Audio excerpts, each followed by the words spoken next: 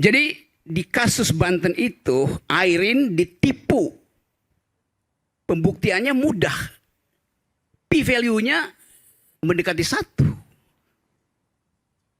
Jadi di situ pentingnya untuk kita bicara secara ilmiah itu dengan menaruh dalam tanda kurung seluruh kecurigaan.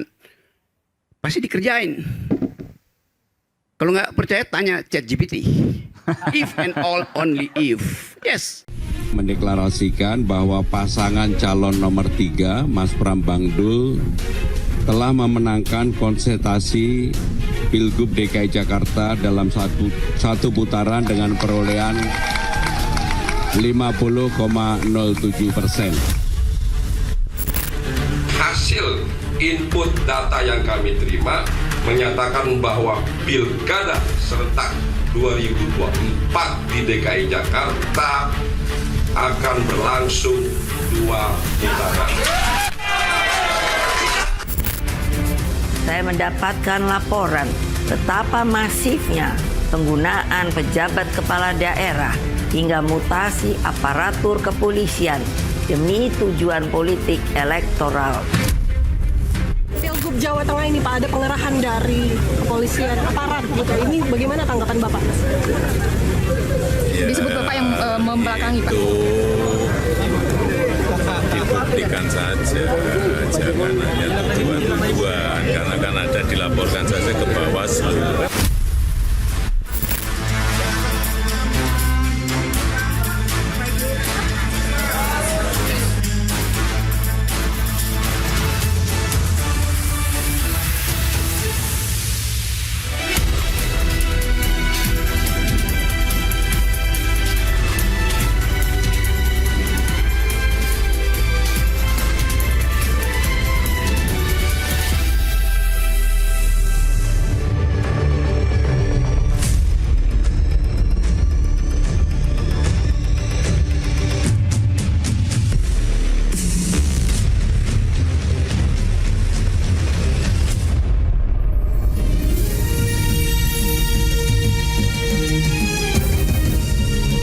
Disiarkan langsung dari studio MNC Conference Hall iNews Tower Jakarta. Inilah Rakyat Bersuara bersama Aiman Wicaksono.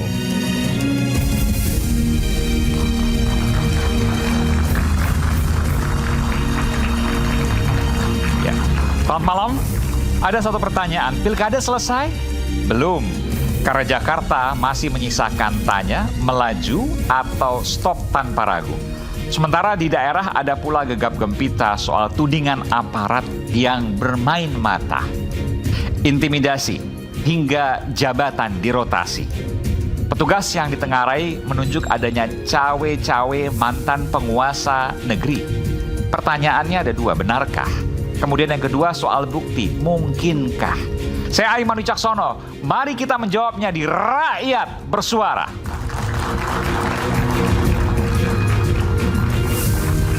Langsung kita undang ke panggung Rakyat Bersuara. Selamat datang Bung Arief Roshid, Dewan Pembina RK Ekosistem. Selamat malam Bung Arief, apa kabar? Silakan. Kemudian selanjutnya, wah ini lama tidak berjumpa, hari ini hadir di panggung Rakyat Bersuara. Pak Tifatul Sembiring, Bung Tif, Ketua Dewan Penasehat Pusat Partai Keadilan Sejahtera PKS. Saya panggil Bung Tif aja ya. Pak Tif apa kabar? Silakan. Baik. Tadi yang sebelah kanan, sekarang saya akan memanggil yang berada di sisi kiri saya. Bung Dedi Yefri Sitorus, politisi PDI Perjuangan. Bung Ded, apa kabar? Sehat selalu. Silakan Bung Ded. Kemudian hadir pakar hukum tata negara, Bung Ferry Amsari. Kalau dulu kita pernah ingat ada video dokumenter yang sempat disampaikan, Dirty Vote. Bung Ferry, apa kabar?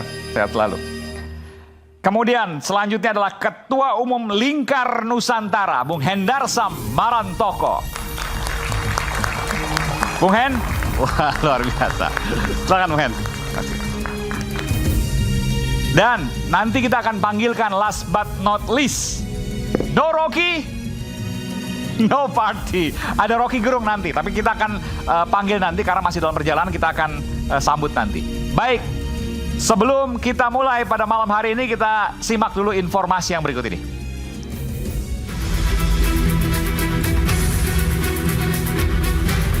Pilkada serentak 2024 rampung terlaksana, namun menyisakan gumpalan hal-hal yang tak biasa. Anomali terjadi. Nasib Pilkada Jakarta masih menggantung antara 1 atau 2 putaran. Meski demikian, calon gubernur dan calon wakil gubernur Jakarta nomor urut 1 Ridwan Kamil Suswono mempersiapkan diri untuk putaran kedua. Andaikan ternyata harus 2 putaran, untuk kita terus bersemangat ya, dan berkomitmen untuk menjalankan proses yang kedua ini dengan jujur, dengan integritas, agar yang terpilih betul-betul memiliki legitimasi. Sehari setelah pencoblosan, calon gubernur dan calon wakil gubernur Jakarta nomor urut 3 Pramono Anung dan Rano Karno mendeklarasikan diri memenangkan Pilkada Jakarta dalam 1 putaran. Mendeklarasikan bahwa pasangan calon nomor 3 Mas Pram Bangdul telah memenangkan konsentrasi Pilgub DKI Jakarta dalam satu putaran dengan perolehan 50,07%.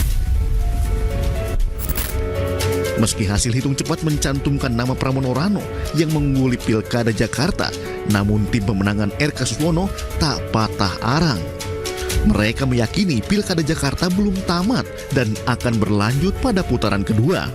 Berdasarkan data yang masuk kami miliki, kami menyampaikan hasil input data yang kami terima menyatakan bahwa Pilkada serentak 2024 di DKI Jakarta akan berlangsung 2 putaran. Ini juga kemenangan untuk warga Jakarta, di mana sudah memberikan suaranya, kita apresiasi luar biasa. Warga Jakarta menentukan nasib 5 tahun ke depan dengan hati yang jernih, pikiran yang jernih, dan juga akal yang luar biasa hebat. Sembari menunggu hasil akhir KPU, narasi kecurangan pun mengalir. Tim pemenangan RK Suswono mengklaim menemukan bukti kecurangan di 2 daerah di Jakarta. Ada lagi beberapa kecurangan yang terjadi di Kelurahan Pinang Ranti. Di situ sebelum pemilihan ternyata beberapa surat suara sudah dicoblos salah satu paslon. Ketua Umum PDI Perjuangan Megawati Soekarno Putri menyinggung dugaan keterlibatan pejabat daerah hingga aparat yang bersikap tak netral, termasuk sikap kesewenangan demi memenangkan pilkada. Narasi ini dilontarkan Mega menyikapi Pilkada Jawa Tengah. Saya mendapatkan laporan betapa masifnya penggunaan pejabat kepala daerah hingga mutasi aparatur kepolisian demi tujuan politik elektoral. Pilgub Jawa Tengah ini Pak, ada pengerahan dari kepolisian, aparat gitu. Ini bagaimana tanggapan Bapak? Ya, Disebut Bapak yang membelakangi Pak. Dibuktikan saja, jangan hanya tuduhan-tuduhan, karena kan ada dilaporkan saja ke Bawaslu, kan ada mekanismenya, atau dibawa ke MK, kan ada mekanismenya. Proses rekapitulasi KPU masih berlangsung. Akan bagaimana nasib Pilkada Jakarta? Mampukah pihak-pihak terkait membuktikan dugaan kecurangan?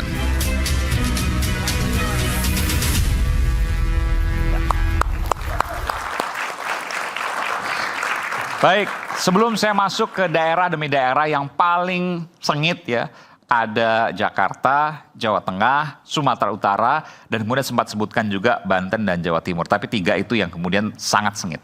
Tapi sebelum saya masuk ke daerah-daerah sebagai evaluasi juga, di sini saya mengundang Bung Ferry Amsari.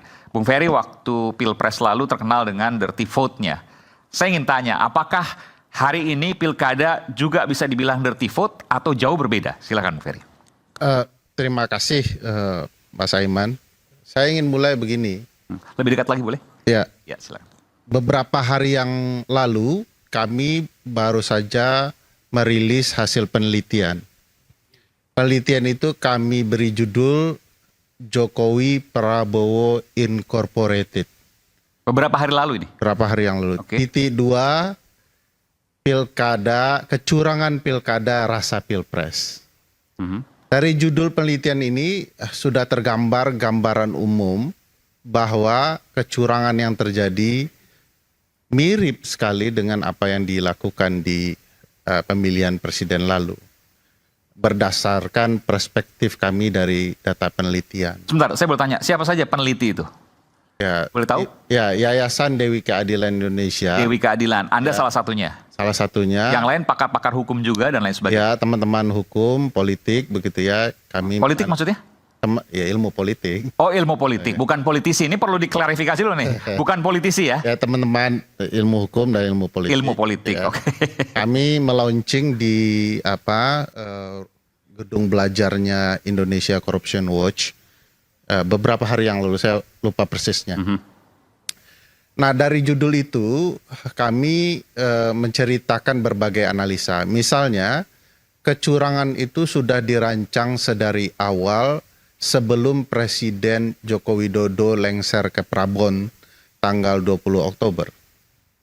Apa yang dirancang oleh Pak Presiden agar upaya melibatkan aparatur sipil negara di dalam pilkada ke depan bisa digunakan dengan nyaman dengan cara menghilangkan satu komisi yang sangat penting, lembaga independen, namanya Komisi Aparatur Sipil Negara, yang selama ini mengawasi kalau ada ASN yang dimanfaatkan tidak netral di dalam ruang-ruang politik akan ditegur.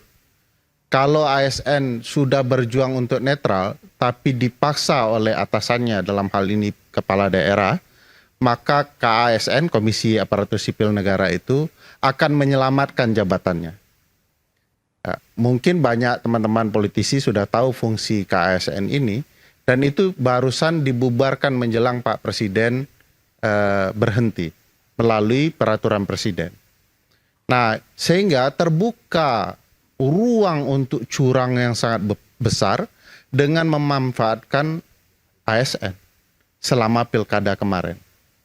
Dan ini juga kita lihat banyak sekali laporan yang membicarakan bagaimana sikap teman-teman ASN yang tidak netral di pilkada dalam kondisi terpaksa atau disengaja. Bentuknya seperti apa misalnya? Ya, misalnya pelibatan di dalam program-program yang berkaitan dengan bantuan sosial. Jadi ada dua mekanisme yang dilakukan oleh Presiden Joko Widodo dan timnya yang kurang lebih ya. Mekanismenya satu, kalau kemudian daerahnya besar penduduknya, Jakarta, Jawa Barat, Jawa Tengah, Jawa Timur, Sumatera Utara, Banten gitu ya. Banten itu DPT-nya lebih besar daripada Jakarta.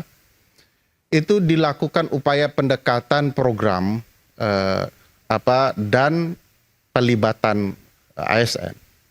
Misalnya ASN itu dalam satu rumah mereka punya rata-rata 2-3 suara. Nah, itu kalau ASN-nya sekitar 400 kali lipatkan saja. Itu yang akan mereka gunakan.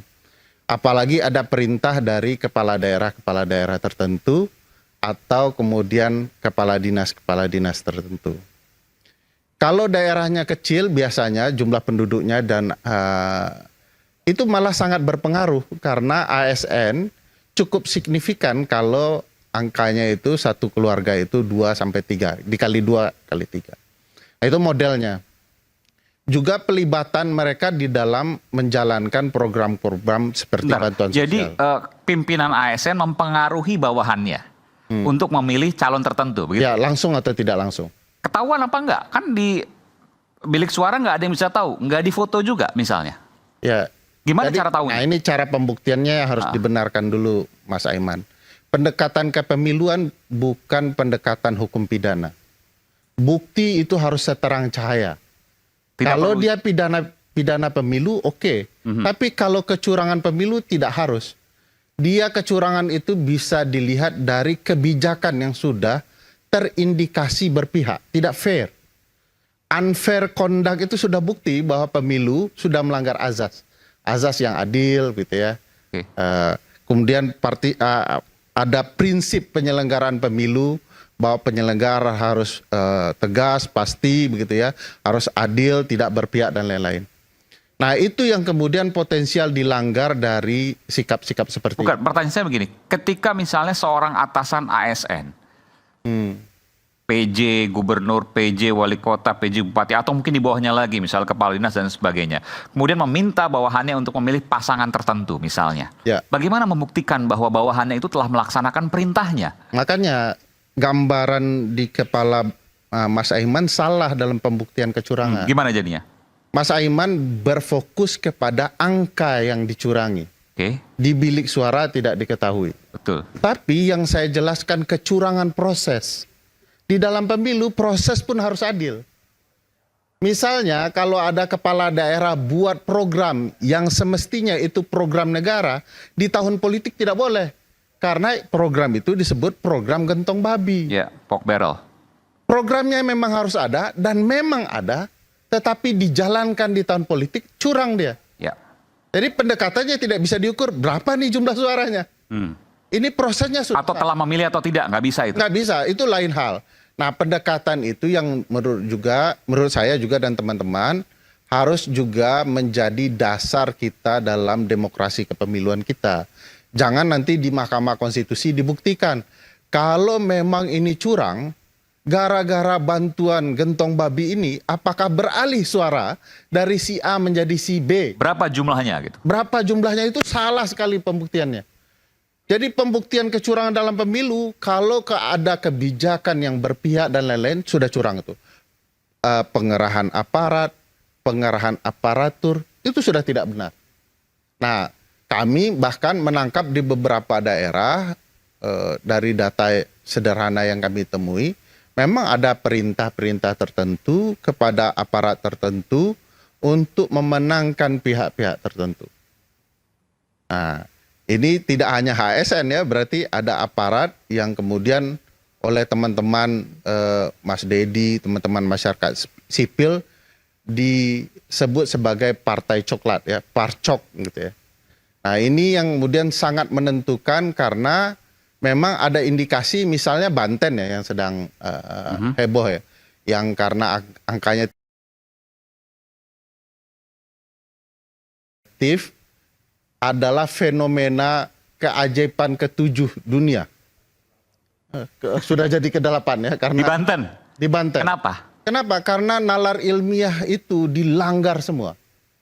Tidak ada dalam perspektif ilmiah perpolitikan terutama pemilu, orang bisa dijungkir balikkan dalam hitungan tak sampai 1 bulan, 1 minggu malah.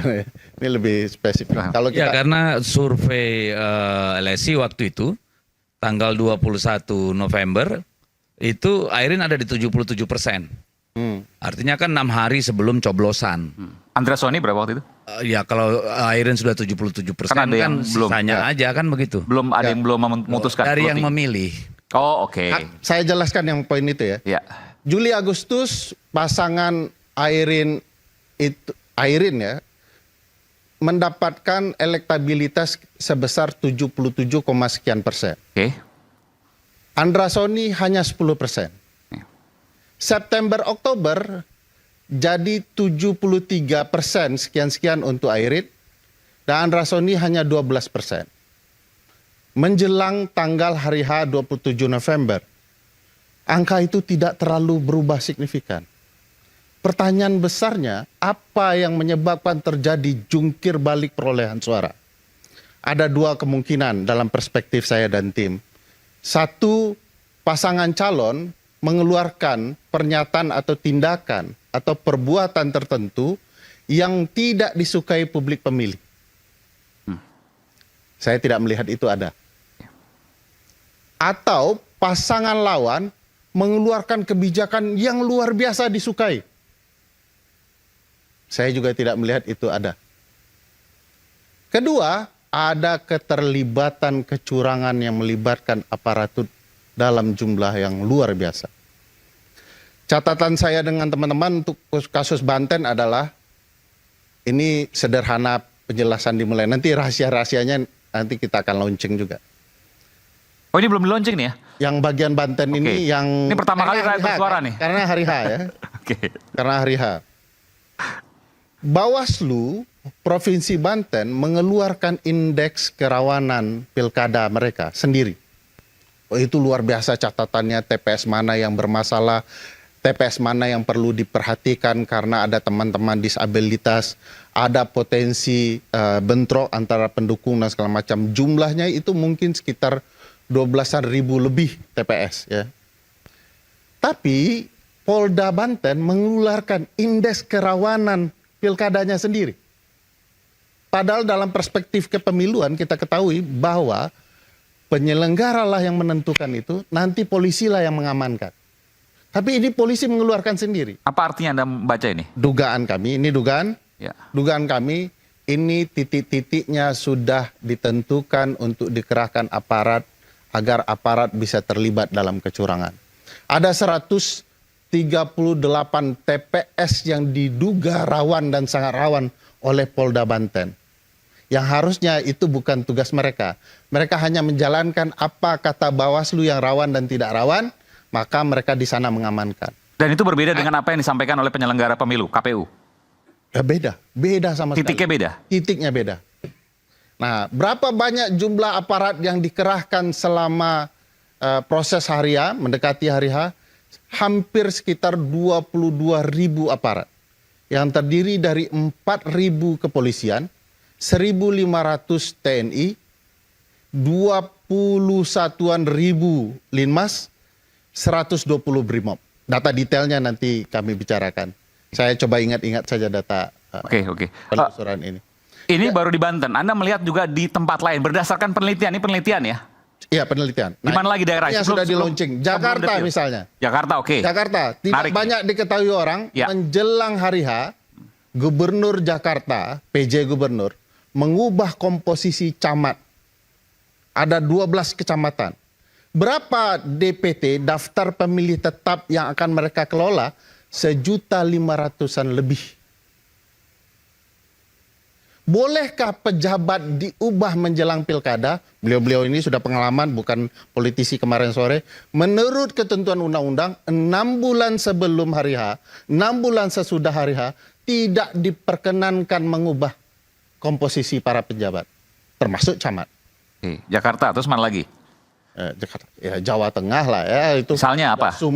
Kalau di Sumut yang menarik sebenarnya. Sumut dan Jawa Tengah, oke. Kalau Sumut itu sudah dimulai jauh hari ya, bahkan menjelang Pilpres sudah dimulai itu. Salah satunya yang aneh bin ajaib, saya sudah cerita di mana-mana soal ini.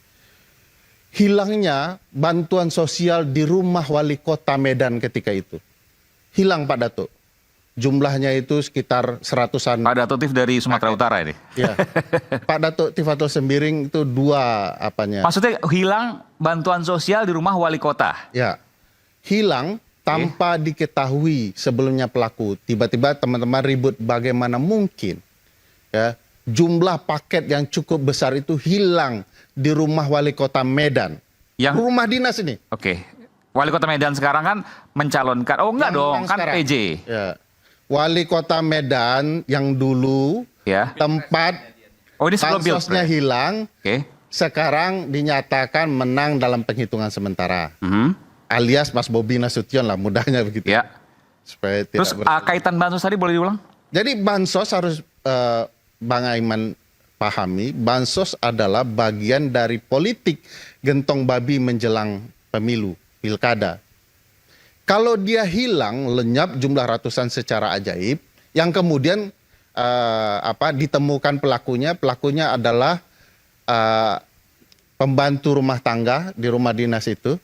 Cuman anehnya bansosnya tidak ditemukan. Jadi barangnya hilang, pelakunya ditemukan, tapi tidak diketahui barangnya kemana. Hilangnya itu kapan? Itu menjelang Pilpres. Oh, menjelang Pilpres, oke. Nah, apa kaitannya dengan pilkada? Ini kan sekian bulan kemudian. Yes. Apa konsekuensinya? Konsekuensinya orang tertentu dalam hal ini wali kota Medan akan mendapatkan potensi bantuan bansos yang ganda yang bisa kemudian membantu peningkatan citranya. Kapan bansos itu diguyurkan ya saya tidak tahu persis itu. Yang keduanya ya. Yang jelas hilang sampai sekarang nggak tahu. Sekarang tidak diketahui. Dan hilang tuh waktu dijabat oleh Mas Bobi waktu itu. Ya. Oke, baik.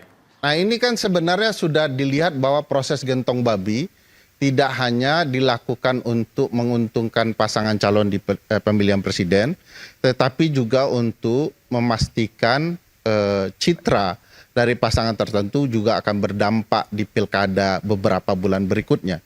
Pilkada itu sudah dimulai beberapa bulan setelah hasil di Mahkamah Konstitusi. Prosesnya, betul. Prosesnya, tahapannya. Dan proses untuk Jawa Tengah nanti saya akan tanyakan, termasuk juga jawaban atau pertanyaan untuk mendalami dari apa yang disampaikan oleh Bung Ferry dari Bung Tif, Bang Rosyid, dan Bung Hendarsam. Sesaat lagi kami akan segera kembali dan isu, mohon maaf, isu hangat kadang bikin berat apalagi kalau kita tidak bisa mencerna dengan cermat. Jangan lupa secangkir kopi hangat yang nikmat untuk menemani kebersamaan dalam program Rakyat Bersuara. Saya Aiman Wicaksono. Kita kembali saat lagi. Kita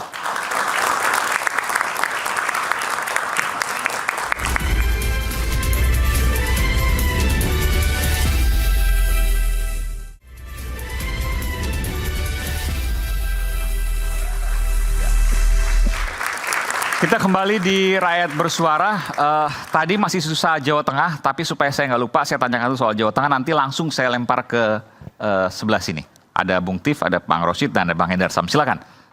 Iya, untuk Jawa Tengah memang spesifiknya sih soal peran institusi tertentu yang kita banyak coba update ya pendataannya, dan itu sudah menunjukkan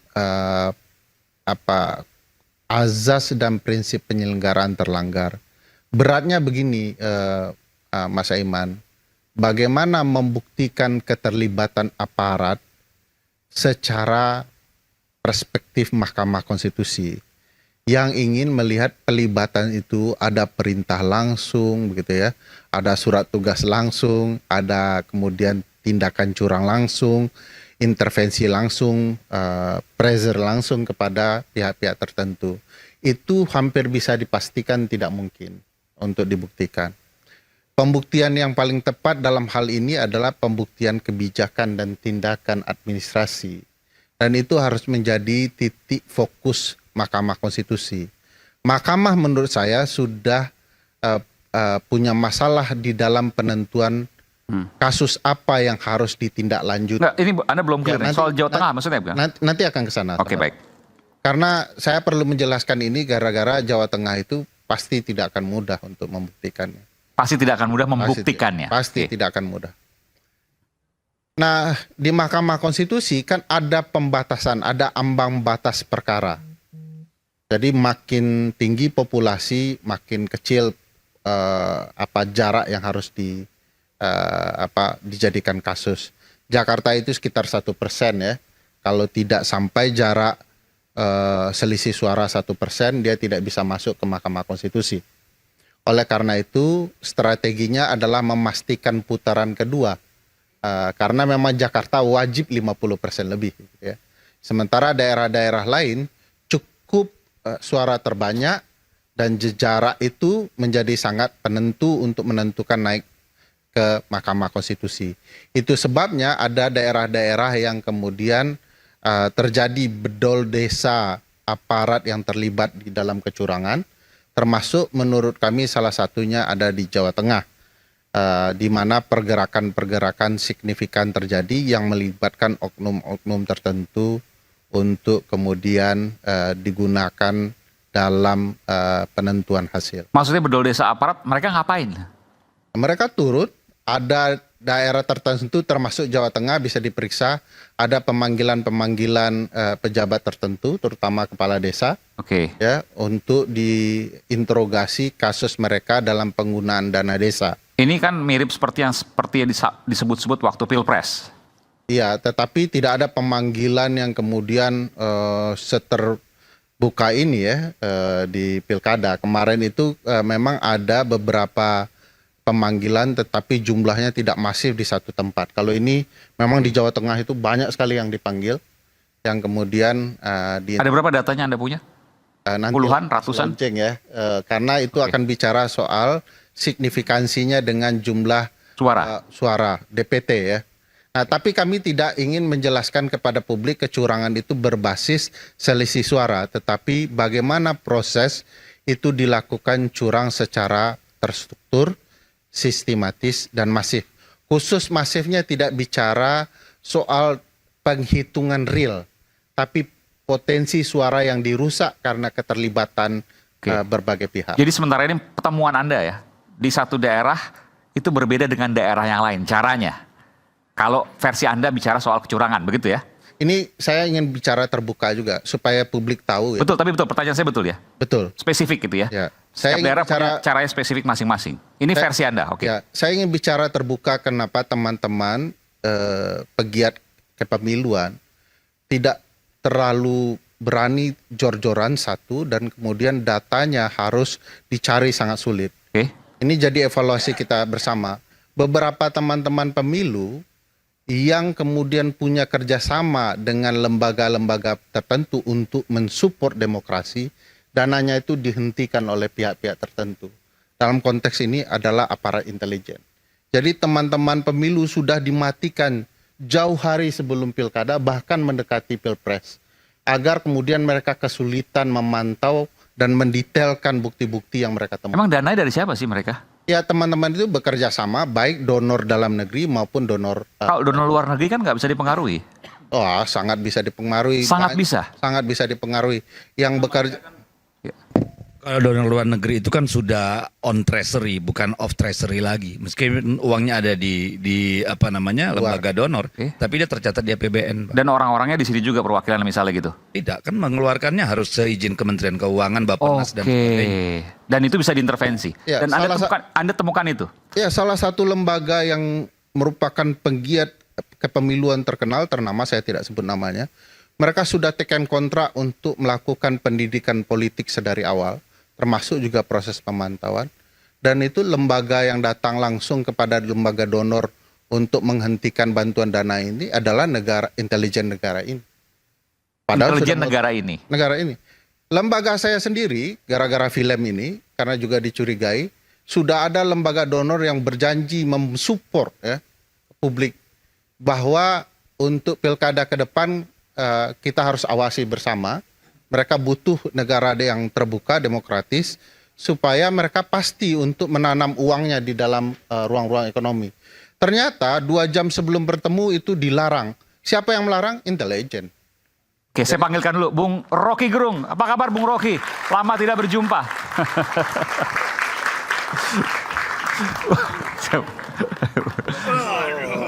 Profesor Rocky ya. Langsung dari luar kota. Terima kasih Bung Rocky. Jadi kita sedang mendengarkan temuan-temuan dari Bung Ferry Amsari. Oke, ada pertanyaan?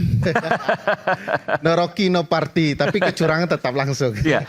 Jadi ini yang kemudian Anda katakan tidak hanya satu lembaga, ada berbagai lembaga yang akhirnya mandul karena tidak mendapat dana donor itu. Karena dana donornya intervensi. Ini versi Anda ya. Ya, teman-teman kepemiluan kan sering diserang, Anda penerima donor asing. Oh, negara ini saja untuk bekerja sama dalam ruang demokrasi dan ekonomi pakai bantuan dana asing, bahkan berhutang. Nah, masyarakat sipil ketika dapat bantuan untuk mengawasi kegiatan negara itu diberi tembok tinggi agar kemudian masyarakat tidak bisa memantau demokrasi yang menjadi hak mereka sendiri. Ada berapa lembaga yang kemudian diintervensi dananya? Saya bisa kasih catatan hampir seluruh lembaga yang berkaitan dengan kepemiluan di Republik Indonesia, dalam dan luar negeri, diintervensi oleh negara ini. Semuanya. Oke. Dan itulah kenapa kemudian kita mendengar sekarang tidak ada suara lagi dari mereka. Takut. Begitu kita datang bicara kerjasama, itu semua lari. Si donor-donor tadi? Semua donor-donor. Jangankan donor-donor, termasuk kemudian kedutaan-kedutaan besar yang selama ini bercerita soal demokrasi. Mereka takut dengan tekanan-tekanan. Masa negara luar takut dengan negara... Kalau negara luar ada bisnisnya di sini ya takut. Oke, karena bisnis. Ya, mereka kan perlu menyelamatkan kepentingan ekonomi dan lain-lain. Mereka harus memilih antara itu. Ya. Oke, baik. Tadi sudah disampaikan, saya pikir cukup panjang. Saya ingin mungkin ada tanggapan atau mungkin pertanyaan. Bung Hendarsam? Bung Tif, silakan. Ya, terima kasih nih. Selamat datang nih Pak Profesor Rocky Gerung. Saya menikmati terus nih, tapi baru sekali ketemu kita nih. Terima kasih, Dr. Ferry. Yang mau dijawab daerah mana, Pak Tif? Banten, Jawa Tengah? Umum aja dulu. Umum, oke, silakan. Manasan dulu kita. Oke. Yang pertama, pohon pepaya di pinggir tebing. Ya. Nama Cakep. saya Tifatul Sembiring. Cakep. Menarik tadi paparan dan temuan tadi ya dari Pak Ferry, dan ini based on survei ya, riset yang dilakukan oleh timnya. Menurut saya ini perlu jadikan bahan-bahan evaluasi. Nggak mau dibantah dulu, Bung Tif? Sebentar dulu. Oke. Saya ini sekampung sama Pak Ferry, gimana ngebantah? Kemarin. Oke. Jadi kalau evaluasi artinya nerima semua, bahaya juga. Bukan. Jadi maksud saya adalah perbaikan bangsa ini ke depan. Ya. Banyak lagi yang harus dibenahi. Kalau sistem demokrasi kita seperti ini kan, kita di PKS pernah melakukan satu survei setahun sebelum pemilu Pilpres kemarin. Ternyata Pak Ferry, ada data menunjukkan 14% orang Indonesia itu berpendapatan 700.000 sebulan. Si surveyornya mengingatkan ke saya itu, Pak Tif, hati-hati ini, money politik ini luar biasa nih, 14,4, 14,6% tuh hasil surveinya. Pendapatannya? 700.000 sebulan. Kan makan kangkung orang gitu kan. Itu Kalau kepala keluarga ya, bukan per orang dia nggak makan nasi. Kalau dia makan nasi, dia nggak makan kangkung kalau pendapatannya segitu. Iya.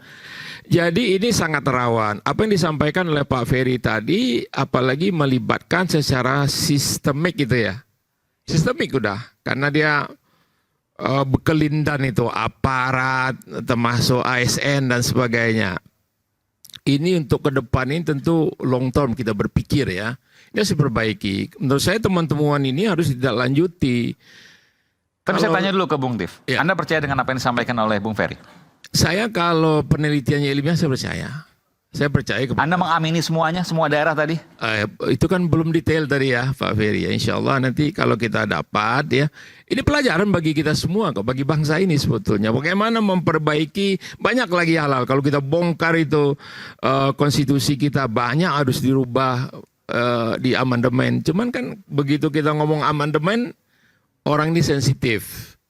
Ya kan, termasuk juga pasal 22D Undang-Undang Dasar Negara Republik Indonesia, pasal 6, pasal 7, nggak ada tuh syarat 20% mencalonkan presiden, tapi itu terus diterapkan oleh partai-partai besar supaya yang kecil-kecil ini nggak bisa, contohnya begitu. Jadi menurut saya lebih melihat ke depan bahwa apa yang dihasilkan dari riset ini kan nggak gampang mereka lakukan.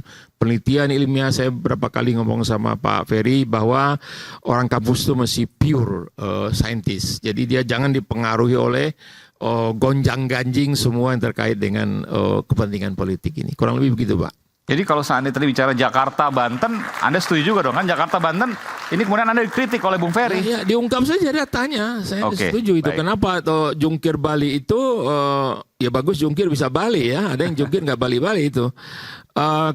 Sebetulnya tidak sebesar itu. Waktu Pak Ahmad Iriawan sama Deddy Yusuf memenangkan pilkada di Jawa Barat, ya waktu itu sebetulnya tidak ada yang memprediksi hasil survei, bahkan sepekan sebelum itu Pak Ferry, tidak ada yang memprediksi, selalu di bawah 10%, 12%, segitulah kurang lebih. Tapi pas begitu hari H 43, 44%. Gitu dari tiga kandidat, 3 pasang waktu itu. Jadi menurut saya kalau ada datanya based on riset, survei, monggo saya setuju ini dilanjut. Silakan Bung Endar Sam. Iya, terima kasih Bung Aiman. Bung Ferry Amsari bukan hanya sebagai seorang akademisi, tapi dia juga memang seorang bintang film saat ini. Bintang film Dirty Food. Ya kan?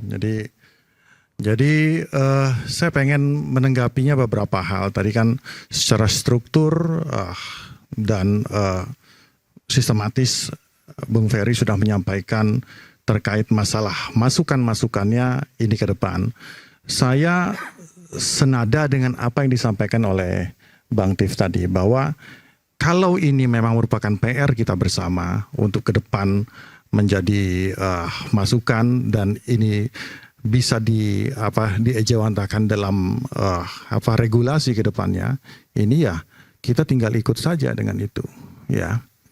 Nah, tapi yang kedua, bahwa memang kita harus naik dulu ke hal yang paling atas, bahwa regulasi ini sudah terbentuk dan sudah disepakati bersama oleh para stakeholder. Stakeholder itu para pembentuk undang-undang itu ya ada seluruh partai yang ada di situ. Ada dari Gerindra, ada partai yang mayoriti di situ PDIP dan lain sebagainya, kan seperti itu. Nah, yang berikutnya hasil daripada produk itu mengkanalisasi hal tersebut, ya kan, bahwa setiap ada pelanggaran laporkan ke Bawaslu. Yang perlu saya mention, ini kesepakatan antara seluruh partai. Ya, jadi kita harus komit dulu dengan itu. Sebentar, begini. Kalau seandainya ada sesuatu, kenapa kemudian tidak dilaporkan ke Bawaslu? Anda logikanya kurang situ. Dan itu kan kalau seandainya bisa dibuktikan, kenapa tidak dilaporkan segera ke Bawaslu? Itu logika Anda ya? Jadi saya boleh merespon Bawaslu itu sebentar aja?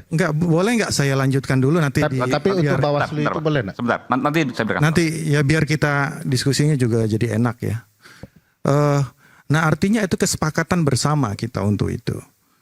Jadi dan itu kan sudah pernah dicoba juga.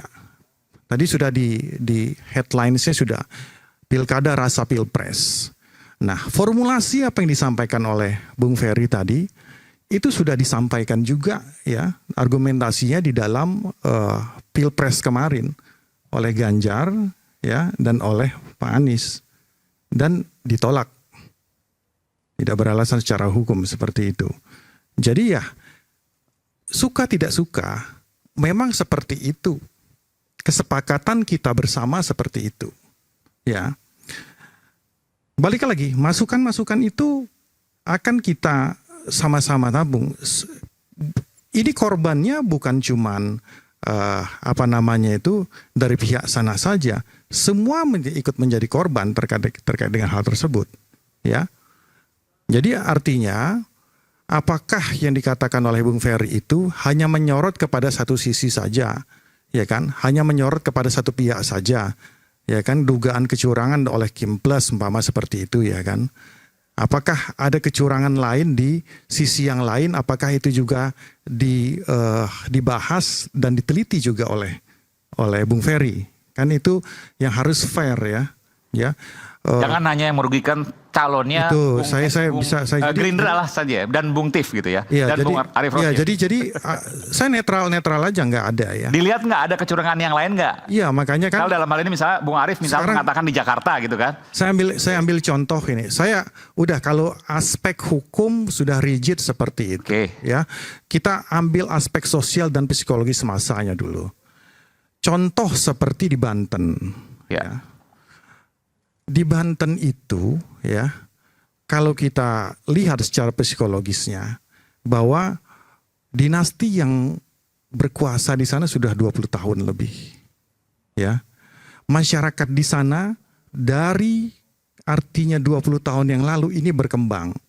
Anda tahu ada di sana daerah urban dan juga daerah modern, BSD dan lain sebagainya sampai ke pelosok-pelosok. Ya kan?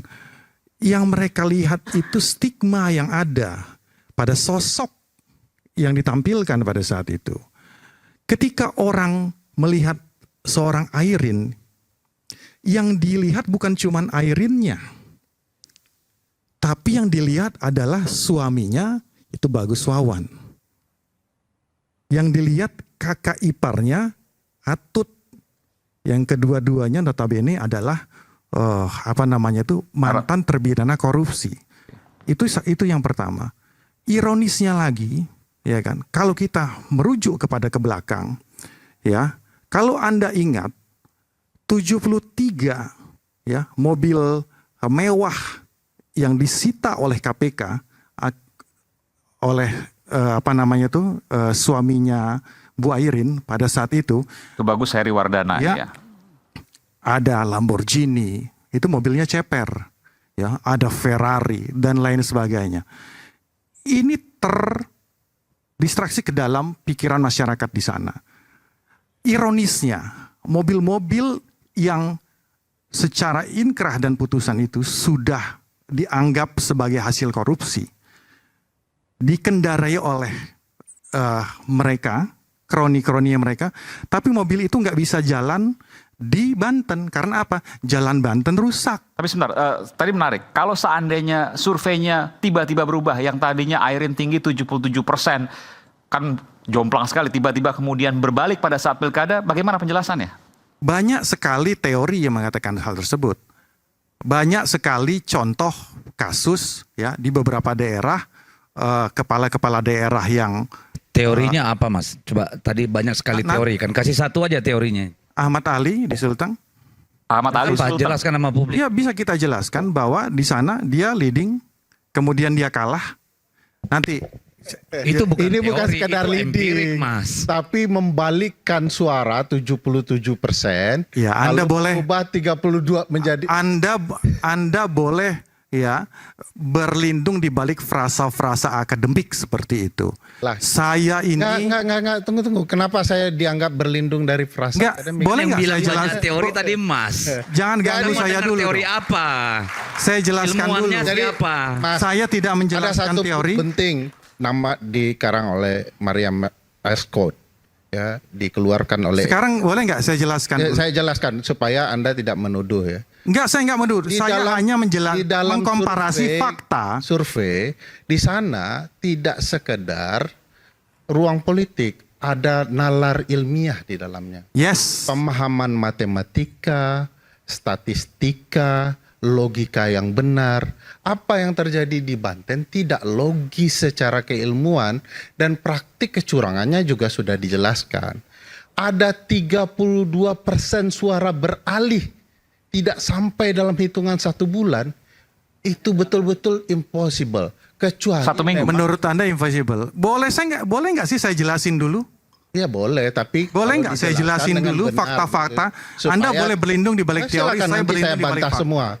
Iya kan? Jangan salahin orang, Mas. Kan Mas tadi yang bilang banyak sekali teori, makanya saya tanya teorinya. Makanya oke. Mana teorinya? Saya jelasin dulu. Ya kan? Di beberapa daerah, ya kan, hasil survei ya mengunggulkan A. Ya kan? Kenyataannya yang menang B. Itu bukan teori, itu empirik, itu kejadian, Mas. Iya, makanya saya bantah dengan empirik. Loh, makanya bilang saya nggak punya teorinya gitu loh. Jangan maksa-maksa pakai teori. Saya boleh tanya enggak? Data empirik itu jarak persentasenya berapa? Saya mau jelaskan itu saja. Diskusi bantah tidak boleh, padahal moderatornya di sini boleh aja sama moderatornya. Ya, nggak apa-apa. Kecuali Anda seolah-olah ilmiah, tapi Anda berlagak boleh, seperti Anda moderator. boleh berlindung di sana. Iya, Anda boleh berlindung dari partai besar dan berlagak seolah-olah empirik. Tapi data teori tidak pernah Anda terganggu? Tidak terganggu saya. Kenapa Anda terganggu? Kenapa harus saya menceritakan profil seorang Airin? Silakan, nggak terganggu. Saya tidak cerita. Kenapa Anda harus saya bantah tidak tentang masalah itu? Saya cuma ingin membantah. Iya, ketika saya menceritakan masalah itu, ada orang lain Anda terganggu. Yang beralih suaranya dia jadi kalah. Nah, iya. berapa datanya? Ya, sekarang Anda berapa terganggu jumlah dengan persentasenya? Jangan bohongin publik udah, lah. Anda yang bohongin publik. Gapnya berapa itu yang Anda bilang tadi, udah, Mas Ali? sekarang persentasenya berapa? Supaya jangan digebiak uyah, Mas. Kita kan ini mau kasih boleh nggak saya ngomong lagi? Ya silakan, tapi ya yang kan? jelas gitu loh. Partai Demokrasi Indonesia tapi nggak demokratis gitu loh. Ya kan? Ini tempat debat, Mas. Ya Kecuali kan? dilarang sama moderator ya saya berhenti. Nanti saya jelas. Oke ya, itu satu, ya kan? Di penelitian, ya kan, menyatakan di beberapa daerah itu, ya kan, tidak bisa digeneralisir.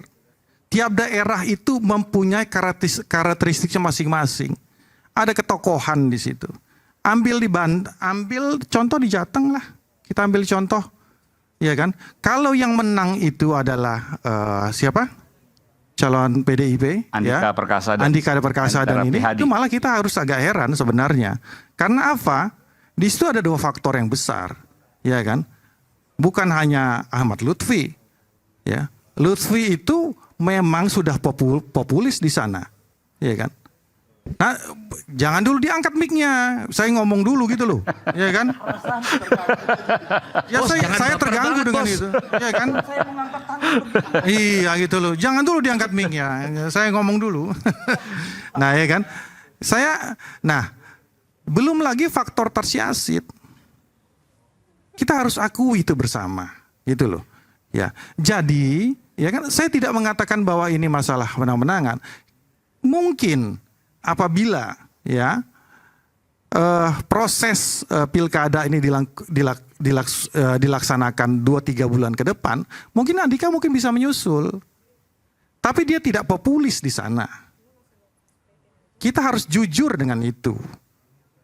Tar Yassin itu dari golongan hijau yang mempunyai stakeholder tertentu di sana selain kandang banteng itu tadi. Itu modal besar, ya kan? Jadi demografi pun harus dihitung tentang masalah itu. Begitu juga dengan Lutfi. Nah, ya itulah ya kan. Itu yang kedua. Contoh ketiga, saya ambil secara empirik kata Bung Deddy tadi. Kita bicara malah sumut lah. Kita bicara sumut. Hasil daripada penelitian dari Litbang itu 35% masyarakat Sumut itu tidak menginginkan Edi Rahmayadi untuk jadi maju sebagai gubernur lagi. Tidak ingin lagi dia maju. Nah, ini hampir linier dengan hasil yang dia dapatkan sekarang. Belum lagi kalau kita bicara masalah prestasinya. Ya kan? Terlepas dari masalah Bobby-Bobbian, saya nggak bahas masalah ini. Kita bahas masalah itu saja. 35%, ya kan, yang tidak. Artinya Bung Henry sama gini, bahwa apa yang disampaikan oleh Bung Ferry satu hal, tapi bahwa secara empirik logika itu bisa dijelaskan lewat peta-peta politik di sana. Ya pasti kan banyak data. Jadi saya hargai sekali apa yang dikatakan oleh Bang Ferry. Ya. Saya hargai itu masukan, tapi bukan untuk saat ini, tapi untuk regulasi kita ke depannya. Oke, saya berikan kesempatan nanti ke Bung. Oke, sedikit ya, karena saya mau break dulu, benar ya. Itu tidak ilmiah nggak apa-apa juga. Pertama satu soal. Empirik itu ilmiah apa tidak? Ya tunggu dulu, data itu data, bukan soal ilmiahnya. Lihat dulu penjelasan Anda kan beberapa hal. Saya melihat ada beberapa hal yang perlu dibantah karena tidak ilmiah. Satu soal Bawaslu dikatakan harus lapor. Saya kasih tahu ya. Misalnya dalam kasus keberpihakan Pak Prabowo dalam Jawa Tengah. Bawaslu menggunakan pasal 70 soal kampanye ya, makanya ceritanya kampanye ini enggak apa-apa karena hari libur. Itu salah menggunakan pasal. Pasal yang tepat untuk menjerat Pak Prabowo adalah pasal 71. Di mana pejabat negara dilarang untuk melakukan tindakan dan atau kebijakan yang merugikan salah satu pasangan calon dan atau menguntungkan pasangan calon. Tapi bukankah itu sudah diputuskan Bawaslu? Makanya pasal kan disuruh lapor ke Bawaslunya koplak. Kalau saya ceritakan, Bang Aiman, dia ngejar pakai pasal 70, kesalahannya di pasal 71 gitu ya. Pasal 299 Undang-Undang Pemilu bagaimana? Nah, ini kalau presiden boleh kampanye. Boleh, Bapak, makanya baca baik-baik pasalnya dulu. Ini bukan pemilu, Undang-Undang 7, ini Undang-Undang Pilkada. Pasal 71 yang saya maksud Undang-Undang 10 tahun 2016. Dengar dulu ya, sabar ya. Tadi kan kalau percaya Mulyono susah gitu. Ya, di dalam penjelasan disebutkan bahwa pejabat negara itu yang dilarang melakukan kebijakan dan tindakan yang merugikan adalah presiden salah satunya, nomor satunya malah. Jadi kenapa pasal 70 yang dipakai? Supaya terhindar dari hukuman. Sekarang publik disuruh melapor kepada Bawaslu yang membaca pasal-pasal saja tidak mengerti. Atau salah menggunakan pasal. Satu. Data kedua. Perintah Mahkamah Konstitusi soal bantuan atau politik gentong babi ini harus dilakukan pengaturan yang jelas dalam bentuk peraturan. Apa yang dilakukan oleh pemerintah? Mengeluarkan surat edaran. Dalam ilmu saya yang tidak ilmiah ini, Bang, Surat edaran itu bukan peraturan. Siapa yang mengeluarkan peraturan? Kementerian Dalam Negeri. Padahal yang diperintahkan adalah pemerintah berupa regulasi. Harusnya peraturan presiden atau peraturan pemerintah. Kenapa salah? Karena seolah-olah gentong babi itu hanya urusan Kementerian Dalam Negeri. Padahal gentong babi lebih banyak urusan Kementerian Sosial. Jadi, pemerintahan yang begini, saya pikir sudah terang benderang saja masalahnya. Sudah terang benderang, nanti kita akan tunggu jawabannya selepas jeda. Tetap bersama kami di Rakyat Bersuara. Bagaimana kemudian tanggapan dari kubu sebelah sini? Saat lagi. Ya, nanti.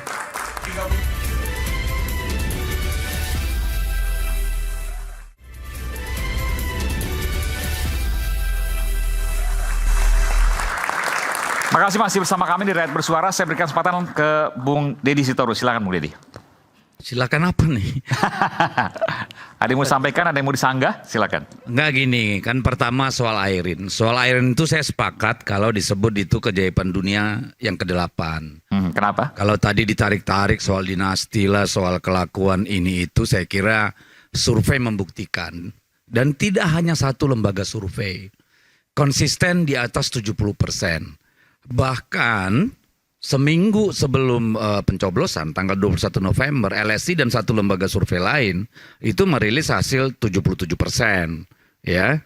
Dan Andra Soni mungkin di sekitar 21 kalau saya nggak salah. Ini kan gini nih, persentase itu akan representasi dari jumlah pemilih, Pak. Oke. Jadi kalau 77%, berarti kan dari populasi pemilih yang akan mencoblos itu 77%-nya milih Airin. Apa yang bisa membuat roboh barang itu? Dari 77 lari ke 40. Karena 30% itu jutaan orang. Ya, tadi sudah dijelaskan Bang Ferry. Yang bisa itu kalau calon yang 77% melakukan blunder. Oke, itu mungkin. Atau calon yang tadinya underdog tiba-tiba mendapatkan mustika, ya kan, gaib lah ini barang ini. Tiba-tiba dia bisa begitu dan membuat semua yang tadinya memilih Airin ini itu berubah, kan itu tuh. Jadi atau ada tidak banyak tadi kejadian di dunia beradab, ya. Kalau di dunia biadab sering terjadi itu. Di dunia yang beradab hampir nggak pernah kejadian dengan margin sebesar itu. Satu-satunya yang pernah lembaga survei itu amburadul itu ketika Pilkada DKI tahun 2012. Semua lembaga survei salah, ya. Karena apa? Ternyata ada lompatan dukungan yang luar biasa. Pada waktu itu ada seorang rakyat biasa dicalonkan, ya, jadi gubernur di Jakarta dengan membawa harapan yang luar biasa. Yang namanya? Namanya nggak tahu sih ya, pernah ngaku namanya Mulyono, ya, tapi kita mengenalnya sebagai Jokowi, Joko Widodo gitu. Itu tadi yang bilang nggak mau nyebut. Iya. Sudah dihapus dari ingatan. Bentar lagi dari partai. Jadi baru itu tuh. Itu pun marginnya tidak terlalu besar, Pak. Ya, jadi kalau menjelaskan Airin itu yang harus kita tanya, ada nggak kejadian luar biasa yang bekerja di ruang-ruang gelap dengan peralatan yang terstruktur, sistematis dan masif? Itulah yang mengubah. Jadi fenomenanya ada, tapi Anda nggak tahu apa yang terjadi sesungguhnya. Saya tahu lah, tapi ngomong di sini nanti dibilang nuduh. Kan ada kabar-kabarnya. Oh, kabar, tapi belum pasti dong kalau kabar. Makanya saya akan hati-hati mengucapkannya. Kabar-kabarnya ada yang berseragam 7 tiap TPS diturunin, Pak. 7? Setiap TPS. 7 personil tiap TPS. Jangan bilang personil, orang lah. Seragam. Ya kan seragam itu orang ormas-ormas juga punya seragam. Iya kan? Personil orang ya. Dia yang namanya tidak bisa disebut lah. Menurut Harry Potter.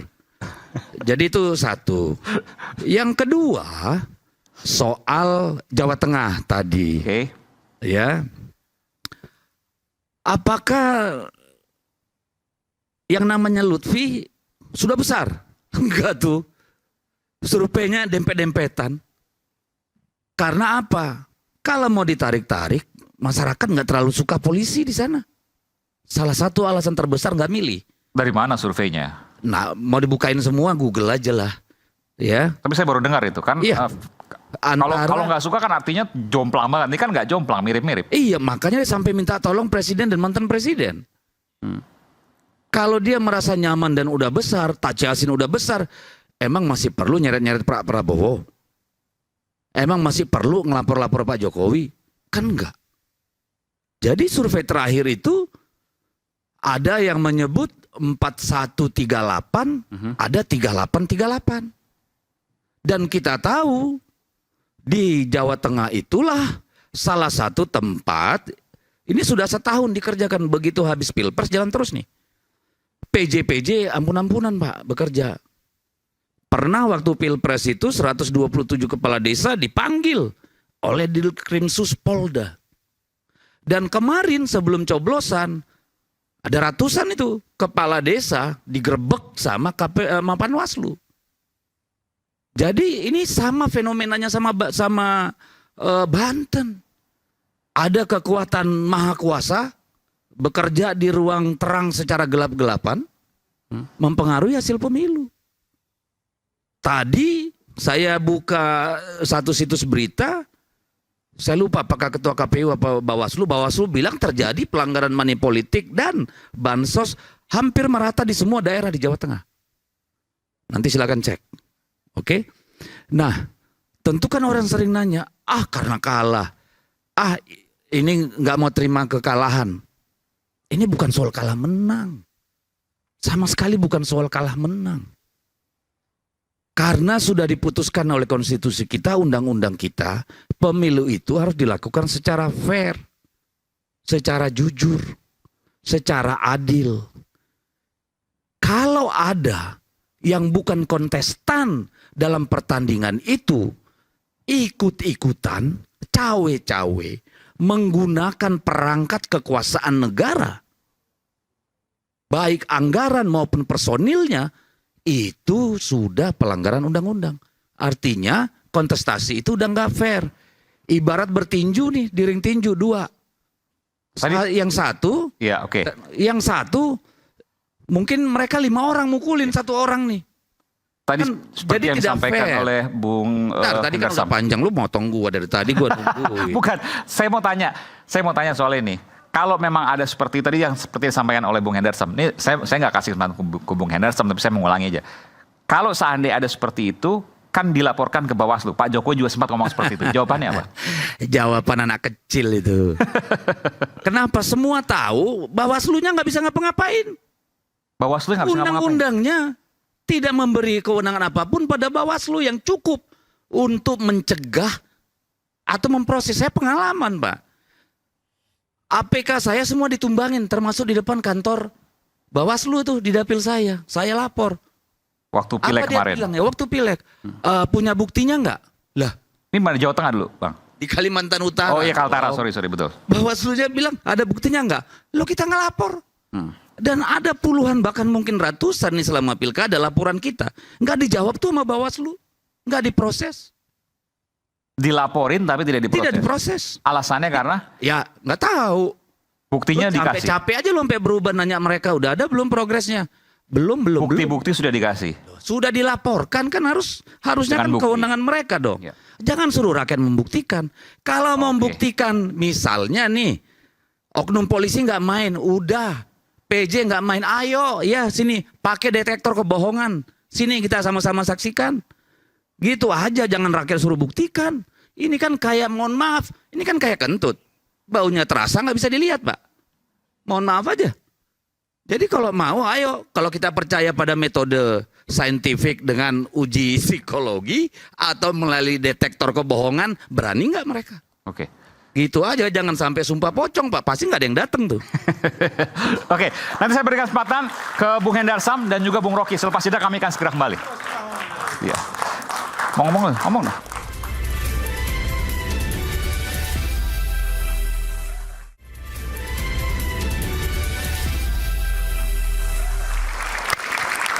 Kembali di Rakyat Bersuara, tadi sudah disampaikan, sekarang saya berikan kesempatan kepada Bung Arief Rosyid, ada Jawa Tengah, Banten, Jakarta, silakan. Ya. Anda melihat kejanggalan yang sama, tentu beda. Ya, saya mungkin fokus ke Jakarta aja ya, karena sebelum Jakarta, Banten, Jawa Tengah, Anda punya pandangan nggak? di Jakarta lah. Oke, nggak, tapi sebelum Jakarta, Banten, Jawa Tengah, Anda punya mungkin ada kaitannya juga ya, karena gini ya, tadi kalau merasa jadi korban, mungkin di Jakarta kita ini merasa jadi korban juga. Oke. Ya. Karena jadi bicara korban nih, kiri korban, kanan korban gitu. tadi juga Bang Ferry sebut soal pembagian bansos ya, zaman Pilpres dilaksanakan oleh Kemensos ya Bang ya. Itu partainya Bang Dedi itu menterinya. Iya kan Bang ya? Kalau yang itu dia oleh Badan Pangan Nasional, bukan dibawa Kemensos, tapi Bappenas. Langsung dibawa kendali Presiden. Oke, terus karena Bu Risma menolak menyalurkan bansos itu kemarin. Ya, soal Jakarta ya, Kang Aiman ya. Pertama, tema malam ini kan Jakarta belum tamat. Belum tamat. Pilkadanya maksudnya. Karena kita mesti sabar menanti tanggal 16 Desember yang akan datang ini gitu ya. Tentu kita mesti lihat nih beberapa hari ke depan gitu, karena memang kalau lihat beberapa hari yang lalu misalnya KPU Jakarta Timur sudah ada tuh oknum KPPS yang dipecat ya. Karena coblos 18 kertas suara untuk 03. Di satu TPS itu, oke. Di satu TPS di Pinang Ranti. Nah, kemudian banyak lagi yang lain ya, yang sampai hari ini masih terus berproses dilaporin ya, gitu. Kemudian tapi bakal ke MK rencananya untuk Jakarta. Kalau saat MK kan tahapan setelah itu tapi ya. Tapi sudah kan, dikumpulkan bukti-bukti. Kan bukti-buktinya udah, bahkan misalnya ya tentang Cena misalnya yang masih waktu itu belum terdistribusi merata gitu ya, itu pada lapor-laporin semua nih gitu. Jadi kita mesti sabar sedikit gitu ya, menanti ya. Oke, boleh disebutkan nggak tadi dugaan-dugaannya apa aja? Tadi misalnya ke KPPS. Pramrano ini maksudnya. Kalau itu kan sudah putus sudah terbuka ya informasinya juga. Terus yang kemudian yang kedua, yang lain ya diduga menjelang hari H di Minggu Tenang itu ada pembagian, bahkan ada teman saya gitu ya yang beda pilihan politik bilang kalau butuh minyak, beras nanti kita kirim. Di kabupaten atau kota mana? Kalau Jakarta kan ada kabupaten Kepulauan Seribu dan 5 kota. Saya kan bilang saya di Jakarta Pusat, masih belum kebagian. Pusat ini. Ya, Oke, baik. Pusat. Jadi itu oleh pasangan? Gak apa, sebutan aja kan bisa dijawab. Iya kan. Oleh kalau tim, lihat suara ya. Pramrano lah gitu. Pramrano. Oke. Susah banget ngomong gitu. Jadi hal-hal itu yang menurut saya dari diskusi yang ada tadi gitu kan. Ini kan kalau bicara tentang bagaimana pemerintah dan segala macam ya. Jakarta ini Kim Plus dukung RK kan sama Pak Suswono gitu. Tapi apa yang terjadi kan? Jadi menurut saya kita juga perlu tidak boleh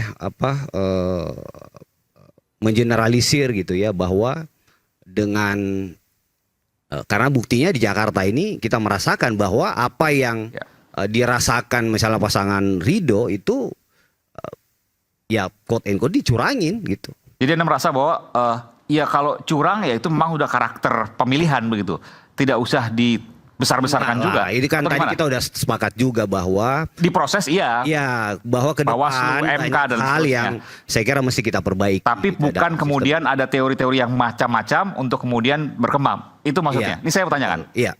Jadi ya kita nggak bisa overgeneralisasi gitu terhadap satu. Tapi datanya detail tadi disebutkan oleh Bung Ferry. Ya, setiap daerah punya karakter tersendiri. Betul, itu iya. Dan kebetulan saya tidak ikut terlibat ya dalam kontestasi itu. Saya ngurusin Jakarta aja gitu. Dan yang pasti kalau hampir di semua merata juga di daerah, utamanya juga Jakarta, memang partisipasi ini perlu juga dilihat sebagai satu hal yang mungkin ke depan perlu dibenahi juga gitu. Bung Rocky, tadi bicara soal ada aku titip sedikit. Oke, silakan. Kalau untuk urusan tadi dia itu saya ikut Jokowi deh, ikut Mulyono. Maksudnya? Ya kalau ada buktikan saja. Kan ada Bawaslu. Ya, sementara Bang, kan udah dipecat itu yang KPU. Iya, maksud gua aku ikut Mulyono urusan lu itu. Gua turut bersedih lah untuk kau. Enggak, bukan ikut Mulyono Tapi sebenarnya. gua ikut Joko Widodo lah. Tadi kan dikutip tuh, ada videonya. Kalau ada dibuktikan, lapor Bawaslu, oke? Ternyata masih terngiang-ngiang juga Bang Deddy sama Pak Jokowi. Kan barusan diputer. Iya. Masa cepat lupa, saya nggak seripikun kamu loh. Mulyono itu ngikutin Bang Deddy Sitorus sebagai legislator pembuat undang-undang. Itu masalahnya gitu loh. Maksudnya apa? Enggak. Ya, lu sehat nggak sih? Gua sehat. Sehat Lu beneran? yang nggak sehat. Yakin? Gitu loh, yakin. Oh ya udahlah. Gitu loh. Jadi yang dikatakan itu harus dirujuk pembuat undang-undang itu lu gitu loh. Iya kan? Bener kan? Bahwa ada sesuatu laporkan. Iya gitu. Dan juga dulu begini. Dia Belanda juga ikut dia yang bikin buat undang-undangnya kok. Dia yang buat undang-undangnya kok. Belanda. Jadi kita salahkan Belanda juga sekalian. Iya, dia yang buat undang-undangnya habis Sama nyalahin nenek orang moyang lain. kita yang Pithecanthropus di Indi Ketika dia lain juga. ketika dia membuat Supaya tidak undang-undang, terjadi dia keributan, juga yang saya boleh menolak yang masuk nggak mau nggak? patuh gitu loh. Untuk Sedikit deh, karena giliran Bung Rocky ya. tapi sedikit ya, silakan. Untuk Jakarta kita mendeteksi ada dua fenomena kenapa. Oke, nah ini tadi sebutkan nih, calon supaya adil beliau, juga. Tidak di angka yang maksimal ya. Satu karena dua tipe pemilih. Tipe pemilih Jakarta itu ada dua, satu elit terdidik, dua adalah kelompok pekerja dan asli. Nah, dua-duanya tidak matching dengan pasangan di sana, walaupun sudah didorong sangat luar biasa oleh Pak Presiden Joko Widodo dengan mengeluarkan tagline satu, saya RK, saya Ridwan Kamil, dan kedua jasa titipan itu ya. Iya. Saya titip gitu dan segala macam. Nah itu tidak terlalu maksimal. Kedua untuk kelompok menengah bawah pemilih masyarakat biasa begitu ya. Figur beliau sudah terlalu jauh dari harapan Jakarta, terutama antipati dalam survei soal sikap Pak RK di berbagai media sosial misalnya. Tidak matching. Tidak bisa Persib digambarkan oranye dalam hal apapun di Jakarta, itu menjadi problematika. Tapi soal kecurangan tadi Anda menemukan juga nggak di Jakarta yang saya disebutkan tadi oleh Bung Arief Saya Rosyid? sudah sampaikan sebenarnya hampir di dalam proses penyelenggaraan pilkada kita banyak pihak ya siapapun untuk potensi politik uang itu besar sekali. Nah ini ada problematika yang memang harus diperbaiki siapapun. Tapi kan kita bicara tidak soal ketentuan undang-undang saja yang lemah. Kita bicara kecurangan dengan data empirik yang saya jelaskan tadi. Bung Ferry, boleh nggak diselipin? Belum boleh. Belum boleh, oke, nggak apa-apa. Tadi terlarang kita kan, ini hak. Nah di dalam Jakarta memang ada fenomena yang agak berbeda terjadi, walaupun sudah jor-joran ya. Nah juga ada potensi, ini dugaan, ini analisa ya, ini tidak ada data empirik. Analisanya memang Pak Presiden Joko Widodo dalam hal ini Mulyono tidak terlalu nyaman dengan kalau seandainya nanti Pak RK berhasil. Karena potensi Pak RK untuk pemilu 2029 menyaingi anaknya juga akan cukup tinggi. Oke, tapi ini kan analisis ya? Ya, analisis. Yang kedua, analisisnya teman-teman PKS yang memegang Jakarta itu kehilangan akar rumputnya sedari Pilpres kemarin. Dan peralihan perahu ini membuat pemilih PKS tidak nyaman. Ini tidak sekedar analisa, tetapi juga ada data penelitiannya. Yang kedua soal berbagai isu yang terkait, kalau saya boleh bantah ya, tidak ada konteks soal undang-undang problematikanya, karena semuanya sudah tahu. Tapi kalau ada pasal-pasal bermasalah dalam konsep sistem pemilu memang ada. Tapi yang kita bahas kecurangan di lapangan ini. Jadi Oke, pertanyaan saya satu, ya kan ke Bung Ferry. Anda punya data saya kan tidak ilmiah, jadi jangan tanya. Nggak apa-apa, saya tidak nggak apa-apa. menjawab. Tadi lu karena saya Anda tidak, kan ngomongin. Anda tuduh saya tidak ilmiah, saya tidak akan jawab apapun pertanyaan. Nah, oke, saya tidak bertanya, tapi akan saya membuat pernyataan bahwa apakah penelitian daripada Ferry Amsari itu hanya menyoroti tentang dugaan kecurangan yang terjadi pada salah satu paslon saja, Lutfi, ya Andra Soni dan lain sebagainya. Apakah juga, saya ambil contoh, dugaan kecurangan yang terjadi pada timnya Airin. Apakah itu diteliti oleh beliau atau tidak? Beliau ini kan bukan partisan lah, intinya seperti itu kan. Nah, saya pengen tanyakan itu, tapi kalau nggak mau jawab juga nggak apa-apa. Oke, baik. Ya kan, karena dugaan kecurangan itu sudah kita laporkan, ya. Ini di Banten ya? Di Banten itu ya pengerahan aparat itu jelas tuh. Ada aparat juga untuk Airin? Ada, ASN di samping Airin pada saat kampanye. Nah, nih kalau mau saya baca banyak banget. Silakan. Ya kan? Ya. Kampanye di tempat pendidikan atau pesantren.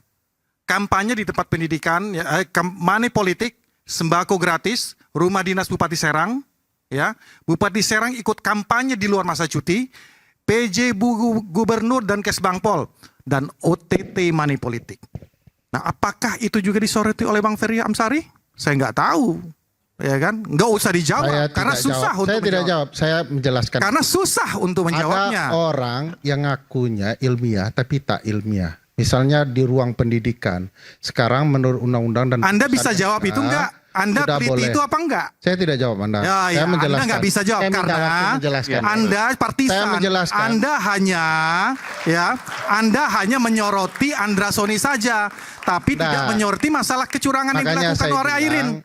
Itu masalahnya. Orang tidak ilmiah, dia tidak baca laporan. Terserah, ya kan? Anda aktor film Dirty Vote. Iya, tidak apa-apa. Ya? Dituduh aktor tidak ilmiah tak apa-apa. Ya.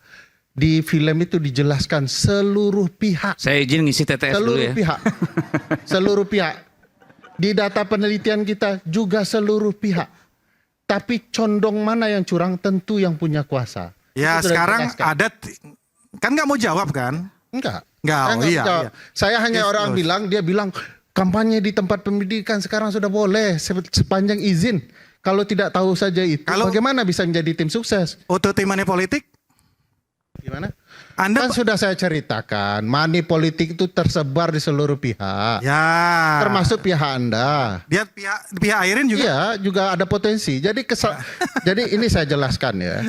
Yang kami bicarakan bukan pelanggaran seperti money politik kecil. Adil dalam pikiran itu harus sudah mulai diterapkan. Saya sudah jelaskan nih sekarang. Ya, kan? Bahwa untuk money politik kecil hampir di seluruh pihak, di seluruh tempat. Oke. Termasuk Banten. Tapi yang menggunakan aparat, menggerakkan suara, mempermainkan publik, menggunakan kekuasaannya hanya salah satu pihak yang maksimal dan punya kekuatan. Saya bacakan boleh datanya? Silakan. Ya kan? Atau kirimkan linknya aja biar bisa diskusi nanti habis ini. Ini detiknya sudah jelas nih, ya kan? Dugaan keterlibatan ASN, ya kan, di Provinsi Banten, ya kan? Itu di Bawaslu, data Bawaslu. Ya udah laporkan di Bawaslu ya, bahwa ASN tersebut mendampingi Airin pada saat kampanye. Nah, kan ini luput dari penilaian dan identifikasi daripada Ferry Amsari atau menutup mata terhadap hal tersebut. Itu aja. Aiman, yang kita bicarakan bukan satu kesalahan, dua kesalahan. Tadi katanya kita bilang, kita kan ya misalnya ASN terlibat itu di mana saja di seluruh pihak. Udah kayak gitu loh. Permainan Pak Jokowi juga saya sudah ceritakan. Bagaimana mempengaruhi ASN? Ya juga Airin juga siapapun akan mana permainan Airin mana? Kan tidak ceritakan. Gak ada kan. Kalau Anda ceritakan, saya cerita Airin curang. Ada satu orang ASN terlibat dalam kampanyenya. Itu tidak punya nilai kekuatan hukum. Di MK juga tidak terima. Jadi yang saya ceritakan kecurangan yang berdampak kepada hasil suara. Itu problematika cara berpikir ilmiah. Saya pakai cara penilaian Anda. Apa yang Anda sampaikan itu juga tidak berlaku di MK. Ya kan? Tidak berlaku di MK atau tidak, nanti kita akan lanjutkan saat lagi termasuk ke Bung Rocky. Selepas jeda kami akan segera kembali.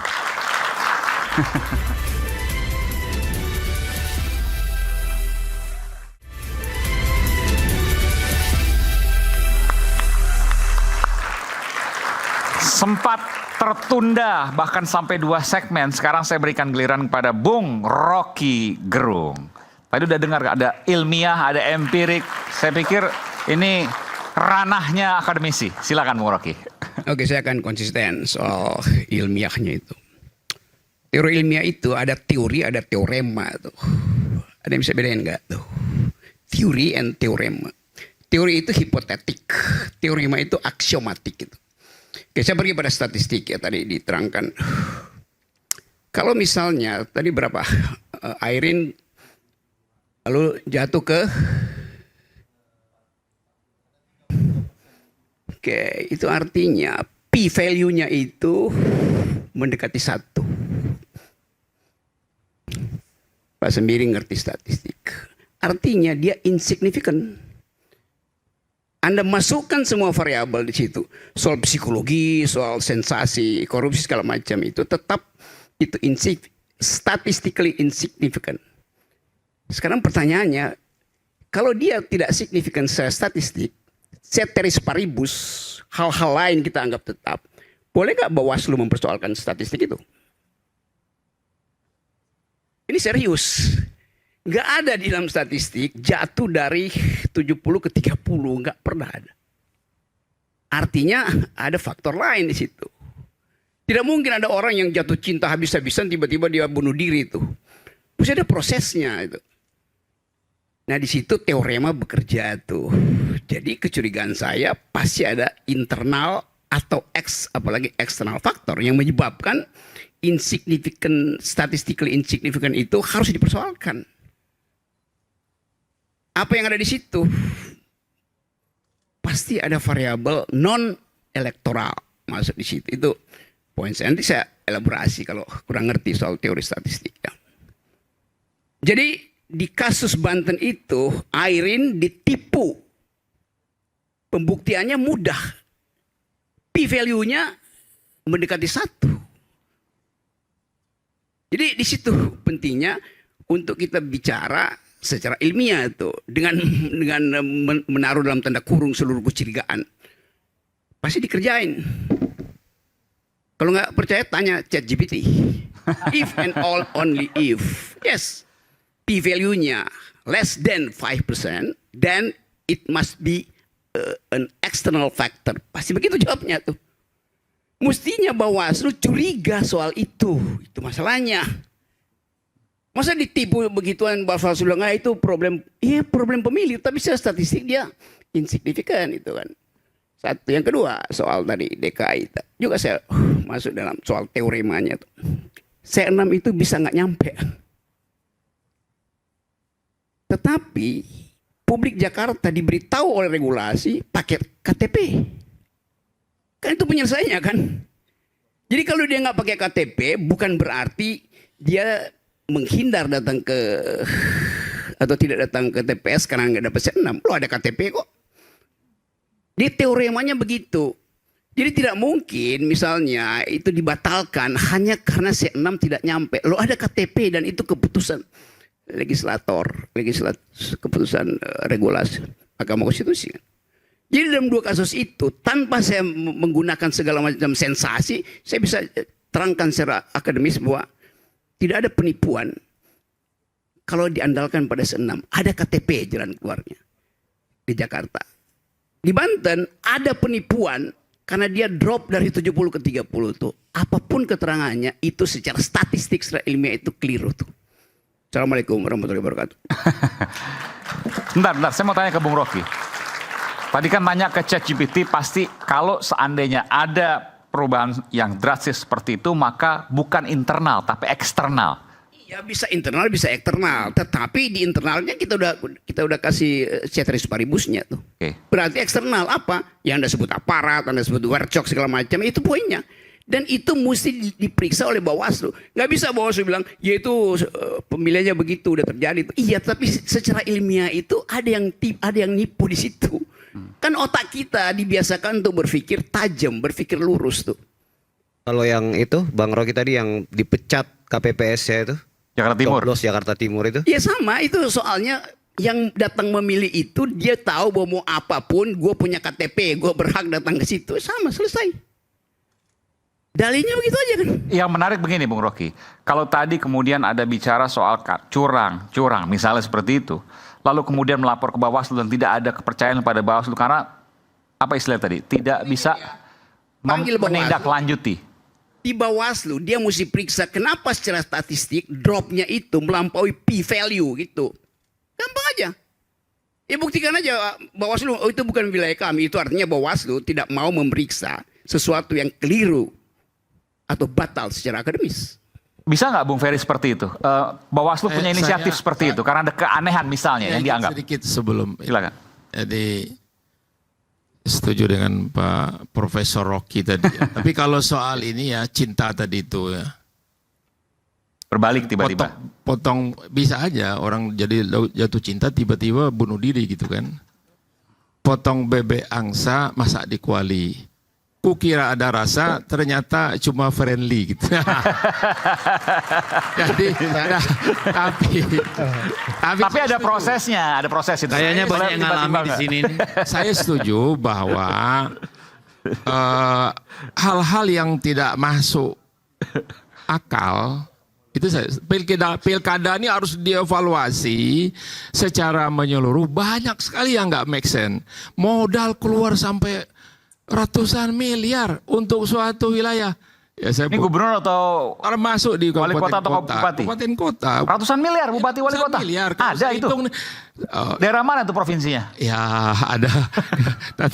nanti dibilang nggak ilmiah lagi sama Pak Ferry. Tapi maksud saya orang calon itu mau mengeluarkan berapa pendapatan dia. Kalau hitung-hitung dagangnya, dia tidak akan mendapatkan. Lalu kenapa mau gitu? Point Tanyaan dari ya? situ. Oke. Lalu kenapa mau? Mungkin konteksnya ke pemilu, pilpres akan datang. Kalau enggak dia akan korupsi, berurusan lagi dengan APH nanti. Jadi memang hal-hal yang tidak masuk akal tadi, kalau menurut saya harus didalami dan harus diperbaiki. Gitu. Ya, secara. Saya tanya tadi Bung Rocky, menarik juga. Oke. Bawaslu lihat misalnya ada keanehan 70 ke 30 tanpa ada laporan, bisa nggak melakukan itu? Investigasi. Jadi kan mereka kan badan pengawas pemilu. Ada di dalamnya sentra penegakan hukum terpadu. Isinya 3, Bawaslu, polisi, jaksa. Otaknya adalah mencurigai segala hal yang curang di dalam kepemiluan. Jadi hal-hal yang tidak masuk akal dalam ilmu kepemiluan itu harus dicurigai. Termasuk tadi yang misalnya. Termasuk tadi angkanya drop janggal, aneh, terjadi berbagai potensi. Semua penyidik yang berkaitan dengan kepemiluan itu harus mencurigainya.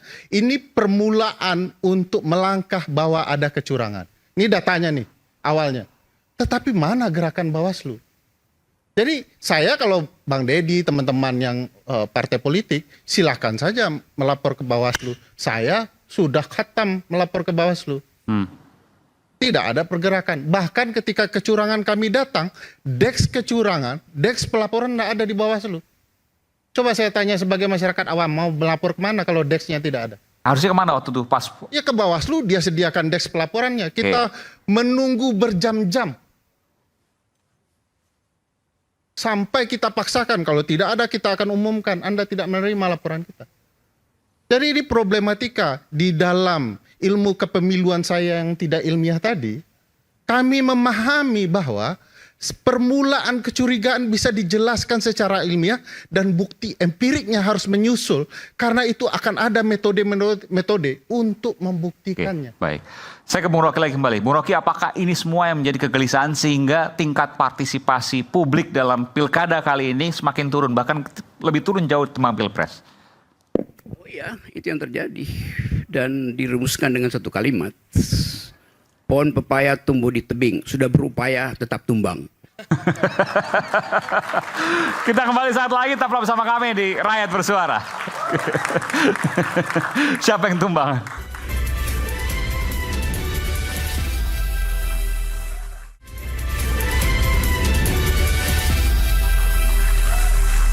Sampai pada terakhir ya, closing statement dari masing-masing narasumber. Saya berikan kesempatan pertama pada Bung Arief Rosyid. Silakan Bung Arief. Ya, sesuai judul ya, Jakarta belum tamat, saya mungkin lebih spesifik bicara itu ya.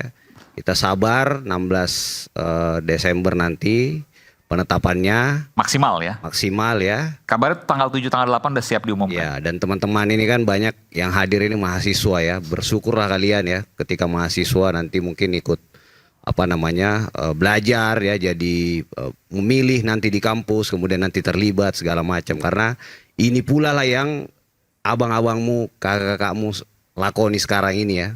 Kita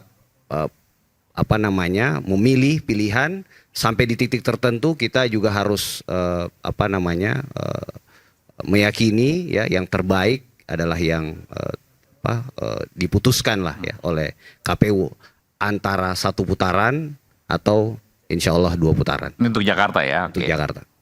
Dan tentu saja tadi ya refleksi buat kita semua bahwa bangsa ini begitu besar ya, dan kita punya tanggung jawab buat terus menjadi bagian dari proses perbaikan ya dari hal-hal yang masih kurang. Terima kasih. Baik. Okay. Bung Deddy, silakan. Iya, kalau saya melihat bahwa demokrasi kita, politik kita, penegakan hukum kita sedang tidak baik-baik saja. Bukan karena kalah. Bukan karena kalau PDI Perjuangan dibilang kalah, enggak juga, Pak. Ya. Dulu kita hanya menang dari tahun 2015, 17, 18 tuh hanya menang 2020 6 provinsi, sekarang 14 provinsi.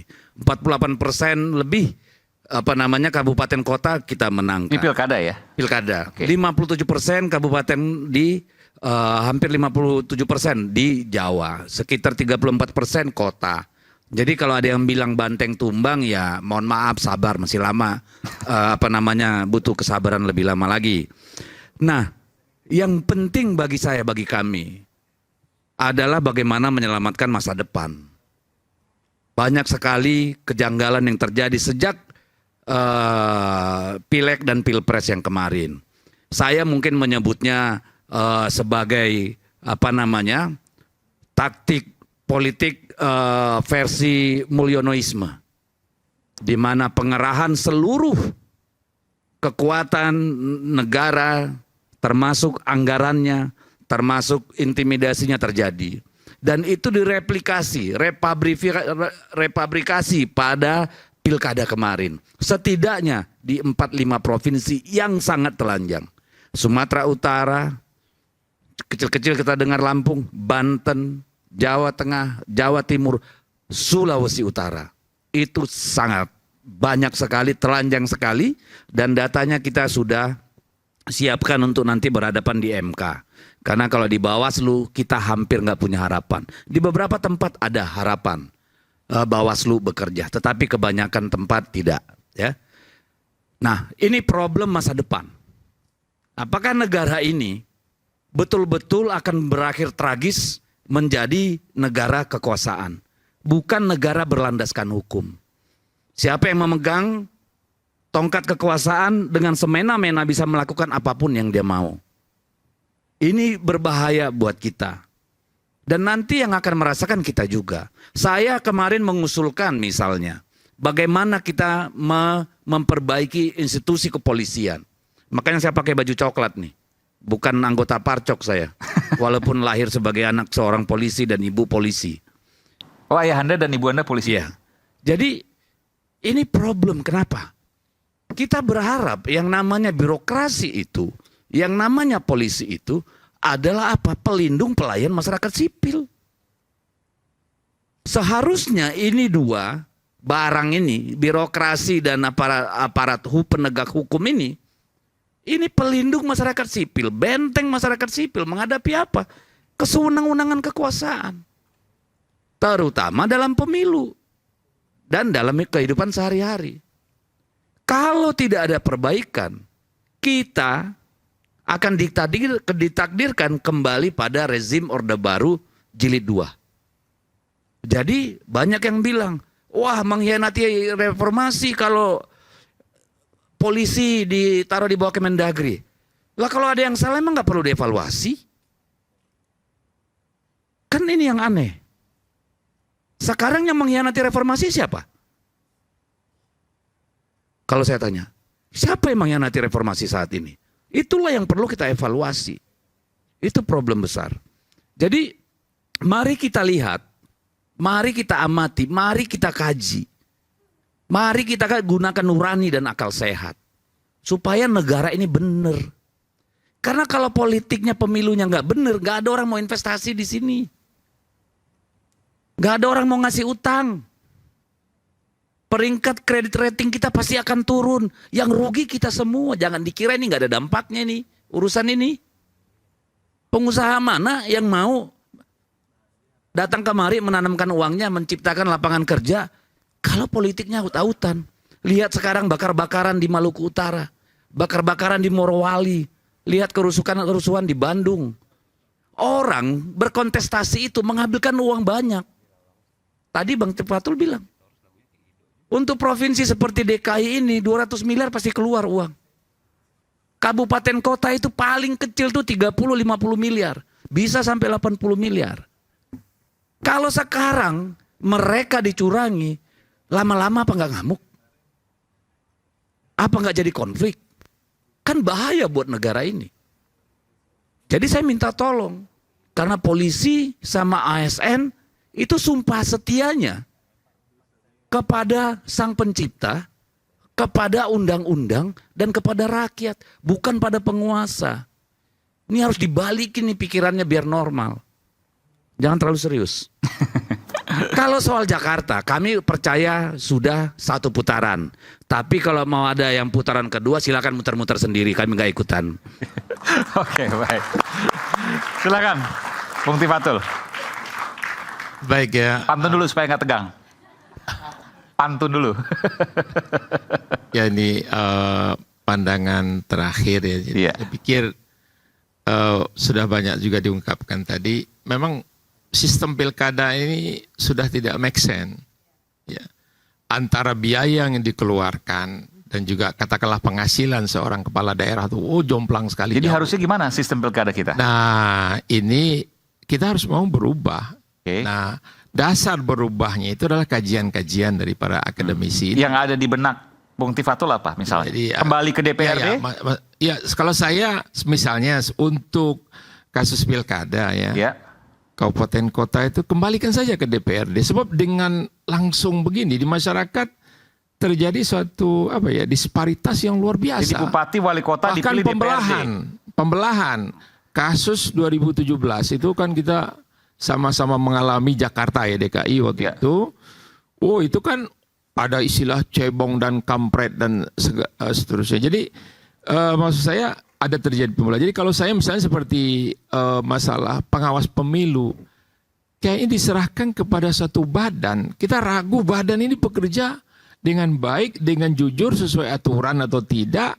Tadi sudah disampaikan juga oleh Pak Ferry, ini kok laporan nggak ditanggapi dan seterusnya. Saya juga di dapil saya mengalami perubahan angka, bahkan udah disepakati angka pas dipirin berbeda itu 1.000 Pak. Nah dengar 1.000 itu harganya sekian gitu. Nah jadi saya mungkin lebih baik untuk panitia pengawas pemilu atau Bawaslu ini jadi dari partai-partai lagi. Kalau sama partai itu kita juga nggak enak Pak. Misalnya ada yang berbuat curang dilihatin oleh partai yang lain. Kita ada kesepakatan yang dulu itu nyaris tidak ada masalah dengan panitia pengawas pemilu yang terdiri unsurnya dari partai-partai. Di antaranya itu artinya adalah apakah ini harus mengubah Undang-Undang Dasar Negara Republik Indonesia dengan adanya amandemen karena banyak yang harus diubah di sana. Saya nyimpang sedikit seperti DPD ini. DPD ini dia boleh mengusulkan undang-undang, boleh ikut membahas sedikit. Nah, tapi dia tidak boleh memutuskan. Maksud saya 100 tahun ke depan lagi, apa nggak nasib DPD RI ini seperti ini gitu loh. Nggak ada perubahan. Termasuk saya sudah tanyakan, kalau tadi bupati, wali kota dipilih oleh DPRD, termasuk mungkin provinsi khusus 1 Jakarta. Betul, selalu gitu kan. Presiden juga DPR yang memilih. Ya, kalau amandemen ini kan yang bicara soal amandemen. Kalau presiden saya masih setuju untuk langsung ya gitu ya. Baik, ini biar jelas nih. Tapi kalau di bawah ini kan pertarungannya udah nggak masuk akal, biaya yang keluar lebih besar. Jadi artinya apakah harus mengubah regulasi, apakah harus mengubah amandemen kembali konstitusi? Saya setuju untuk itu, untuk perbaikan. Terus based on kajian daripada akademisi, dan akademisi ini kan dia berpikir pure saintik ya. Dia apa yang disampaikan Bung Ferry Amsari, Bung Tif percaya? Saya setuju. 100% percaya itu? Bukan 100% percaya, saya setuju dengan metodenya itu. Oke, baik. Hasilnya metodenya oke. Belum detail kan, belum detail tadi Pak Kalau Ferry juga metodenya oke, hasilnya berarti benar dong? Hah? Kalau metodenya benar, hasilnya benar dong? Oh, nah hasil detailnya tadi kan belum diungkap. Ya, jadi kalau ditutup kejadah beli habaya. udah ya gitu. Oke, sudah. Bu Ferry silakan. Mau dibalas pantun dulu nggak? Nggak punya kesanggupan, belum datuk saya. Di bulan September kami sudah menyampaikan bahwa pilkada kita akan jauh lebih repot dibandingkan pilpres. Sebab akan ada mata yang fokus kemana-mana, sementara mungkin kecurangan terjadi di tempat lain. Karena pilkada kita itu jumlahnya 545 dan itu serentak. Misalnya kita dapat laporan dari pendukung Pak Andra Soni bahwa Bu Airin curang, katakanlah begitu ya, walaupun datanya tidak jelas. Kita datangi karena ada informasi awal, ternyata kosong gitu ya. Lalu ternyata ada juga laporan dari tempat lain bahwa curang, ternyata juga tidak pasti datanya. Jadi ini problematika yang menguntungkan orang yang punya kekuatan. Kita sudah jelaskan motifnya itu jelas sekali secara ilmiah, tidak mungkin tidak sengaja, polanya, ada polanya. Misalnya tadi kita cerita KASN, lalu ada aparat tertentu, bagaimana jumlahnya dijumlahkan sangat banyak datang ke TPS. Titik rawan. Titik rawannya dibuat sendiri dan segala macam. Nah, bagi saya sebenarnya tanggung jawab kami menjelaskan ke publik sudah kami lakukan. Tugas aparatlah memastikan kecurangan itu dibuktikan di pengadilan. Saya monggo dibilang tidak ilmiah ya. Silahkan, tidak apa-apa. Siapapun partainya, siapapun calonnya, kalau ada data kecurangan pihak lain kami terima. Dari Bang Dedi, dari teman-teman di Jakarta, pendukung Pak RK, nggak apa-apa. Kami akan terima, kita analisa bersama dan kita temukan pembuktiannya. Yang paling menakutkan bagi saya adalah Mahkamah Konstitusi sebagai the guardian of the Constitution, sekaligus demokrasi katanya begitu ya. Bagaimana Mahkamah punya kesempatan setelah Pilpres menurut saya sangat gagal membuktikan. Jadi kecurangan tidak dibuktikan di Mahkamah Konstitusi ketika itu. Tapi yang dicari adalah bagaimana publik kemudian membuktikan sesuatu yang tidak publik mampu. Saya kasih contoh. Menurut orang Indonesia, kehadiran 4 menteri itu menentukan apa dalam ruang pengadilan kita. Kalau sedari awal kehadiran mereka sudah salah. Mereka dinyatakan sebagai pemberi keterangan lain. Apa itu di pengadilan di muka bumi ini pemberi keterangan lain? Mereka itu adalah pelaku. Terlibat dalam bansos gentong babi. 4 menteri, bahkan ada 1 yang tidak dipanggil. Padahal sudah jelas-jelas curang. Pak Zulhas misalnya. Menggunakan fasilitas negara tidak dipanggil mahkamah. Lalu dikatakan... Ini waktu Pilpres ya maksudnya? Iya, saya mau menjelaskan ke sana di MK-nya. Untuk pembuktian pilkada. Kalau metodenya begini, sulit kita akan menemukan keadilan. Karena mereka itu bukanlah pemberi keterangan, mereka saksi. Setidak-tidaknya kalau tidak disebut tersangka, pelaku. Gitu. Tapi tidak dilakukan oleh pengadilan kita. Bagaimana di pilkada besok, ada 545, MK biasanya lari cepat, gitu ya. Tiba-tiba langsung putuskan, yang kemudian sensitif bagi publik baru dilamain dikit. Potensinya Jakarta, Jawa Tengah, Banten akan lama. Bahkan kalau pakai Banten, jangan-jangan nanti akan ada upaya penghitungan 1% tadi ambang batas. Ya, tiba-tiba tidak bisa mengajukan dan segala macam. Nah ini betul-betul kita harus pantau publik semua. Ini pilkada kita, milik kita. Tidak pernah milik siapapun selain pemilih Indonesia.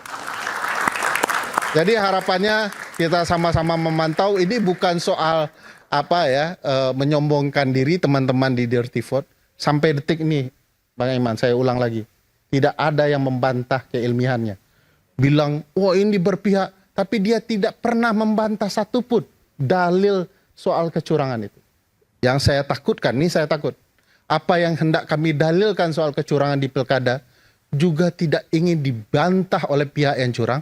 Dia hanya sekedar tuding-tuding saja. Oh ini pihak tertentu, ini partisan. Datanya dia tidak pernah bantah. Karena dia takut bahwa dia tidak punya kemampuan untuk membantah data itu, yang mereka mampu hanyalah melakukan kecurangan. Sekian, terima kasih. Nah, tadi sedikit menyinggung soal Pilpres, mungkin ada yang mau disampaikan terkait itu juga. Silakan, Bu Hendersam. Ya, singkat saja bahwa dalam setiap kontestasi, Pilpres, Pilkada, tentunya ada menang dan ada kalah. Spiritnya yaitu adalah jiwa kesatria untuk menerima kekalahan dan juga untuk menerima kemenangan. Kalau kita melihat statistik dari 6 daerah, ya sementara skornya kan 5-1. Kita nggak jumawa tentang hal tersebut, biasa aja. Ya, DKI sementara unggul tipis, tidak perlu harus euforia juga. Untuk 5 daerah lain yang dianggap spotlight, tidak pernah kita juga untuk menyombongkan diri dan bereporia tentang hal tersebut. Karena tetap kepastiannya nanti ada di hasil daripada KPU itu sendiri. Itu yang pertama. Yang kedua, jiwa kesatria tersebut kan harus juga diimplementasikan juga. Ya, bahwa jangan juga kita ketika kita menang menyala bang. Tapi kita kalah menyalahkan bang. Ada ahkannya. Menyala ketika menang, menyalahkan ketika kalah. Gak baik. Kita sudah menderita, kita sudah sama-sama sakit dengan proses demokrasi yang terjadi selama ini. Ya, saling hujat, hoax, serangan fajar, dalam bentuk uang, dalam bentuk film, apapun itu juga. Jadi harus ada perbaikan demokrasi dari sisi regulasi dan juga dari sisi spirit. Berikutnya, mungkin ini agak sedikit sensitif, tapi saya harus katakan. Beberapa waktu yang lalu dikatakan bahwa keterlibatan Parcok, Partai Coklat. Saya terkesan ya, karena saya termasuk orang yang masuk ke dalam circle korban daripada itu, kalaupun dianggap seperti itu. Ya.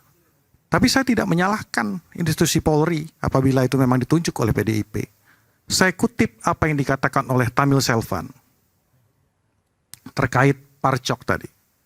Kalau PDIP bicara Parcok, entah benar atau tidak, itu pola 10 tahun silam berdendang di dalamnya. Jangan merasa seolah korban, padahal mereka adalah guru dari penggunaan Parcok ini. Terima kasih, sekian dan terima kasih. Itu agak aneh itu.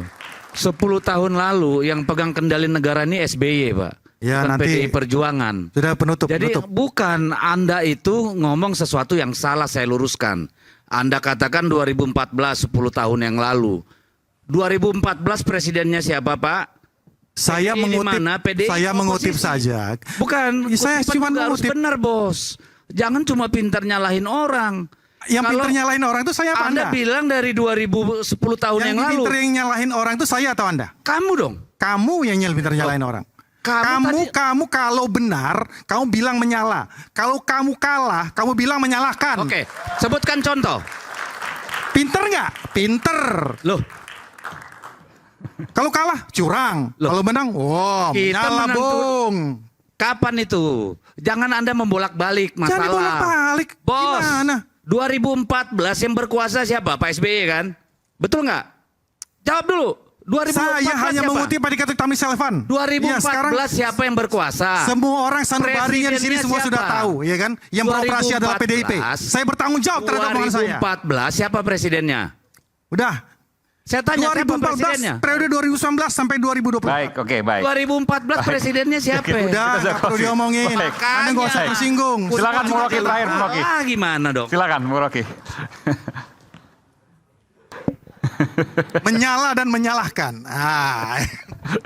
Akhirnya kita mesti definisikan lagi apa artinya menang, apa artinya kalah. Kalau misalnya PKS menang di Jakarta, menang berapa persen? Oh, itu dibagi ke Kimples kok. Kalau PDIP menang di Jakarta, dia menang 100%.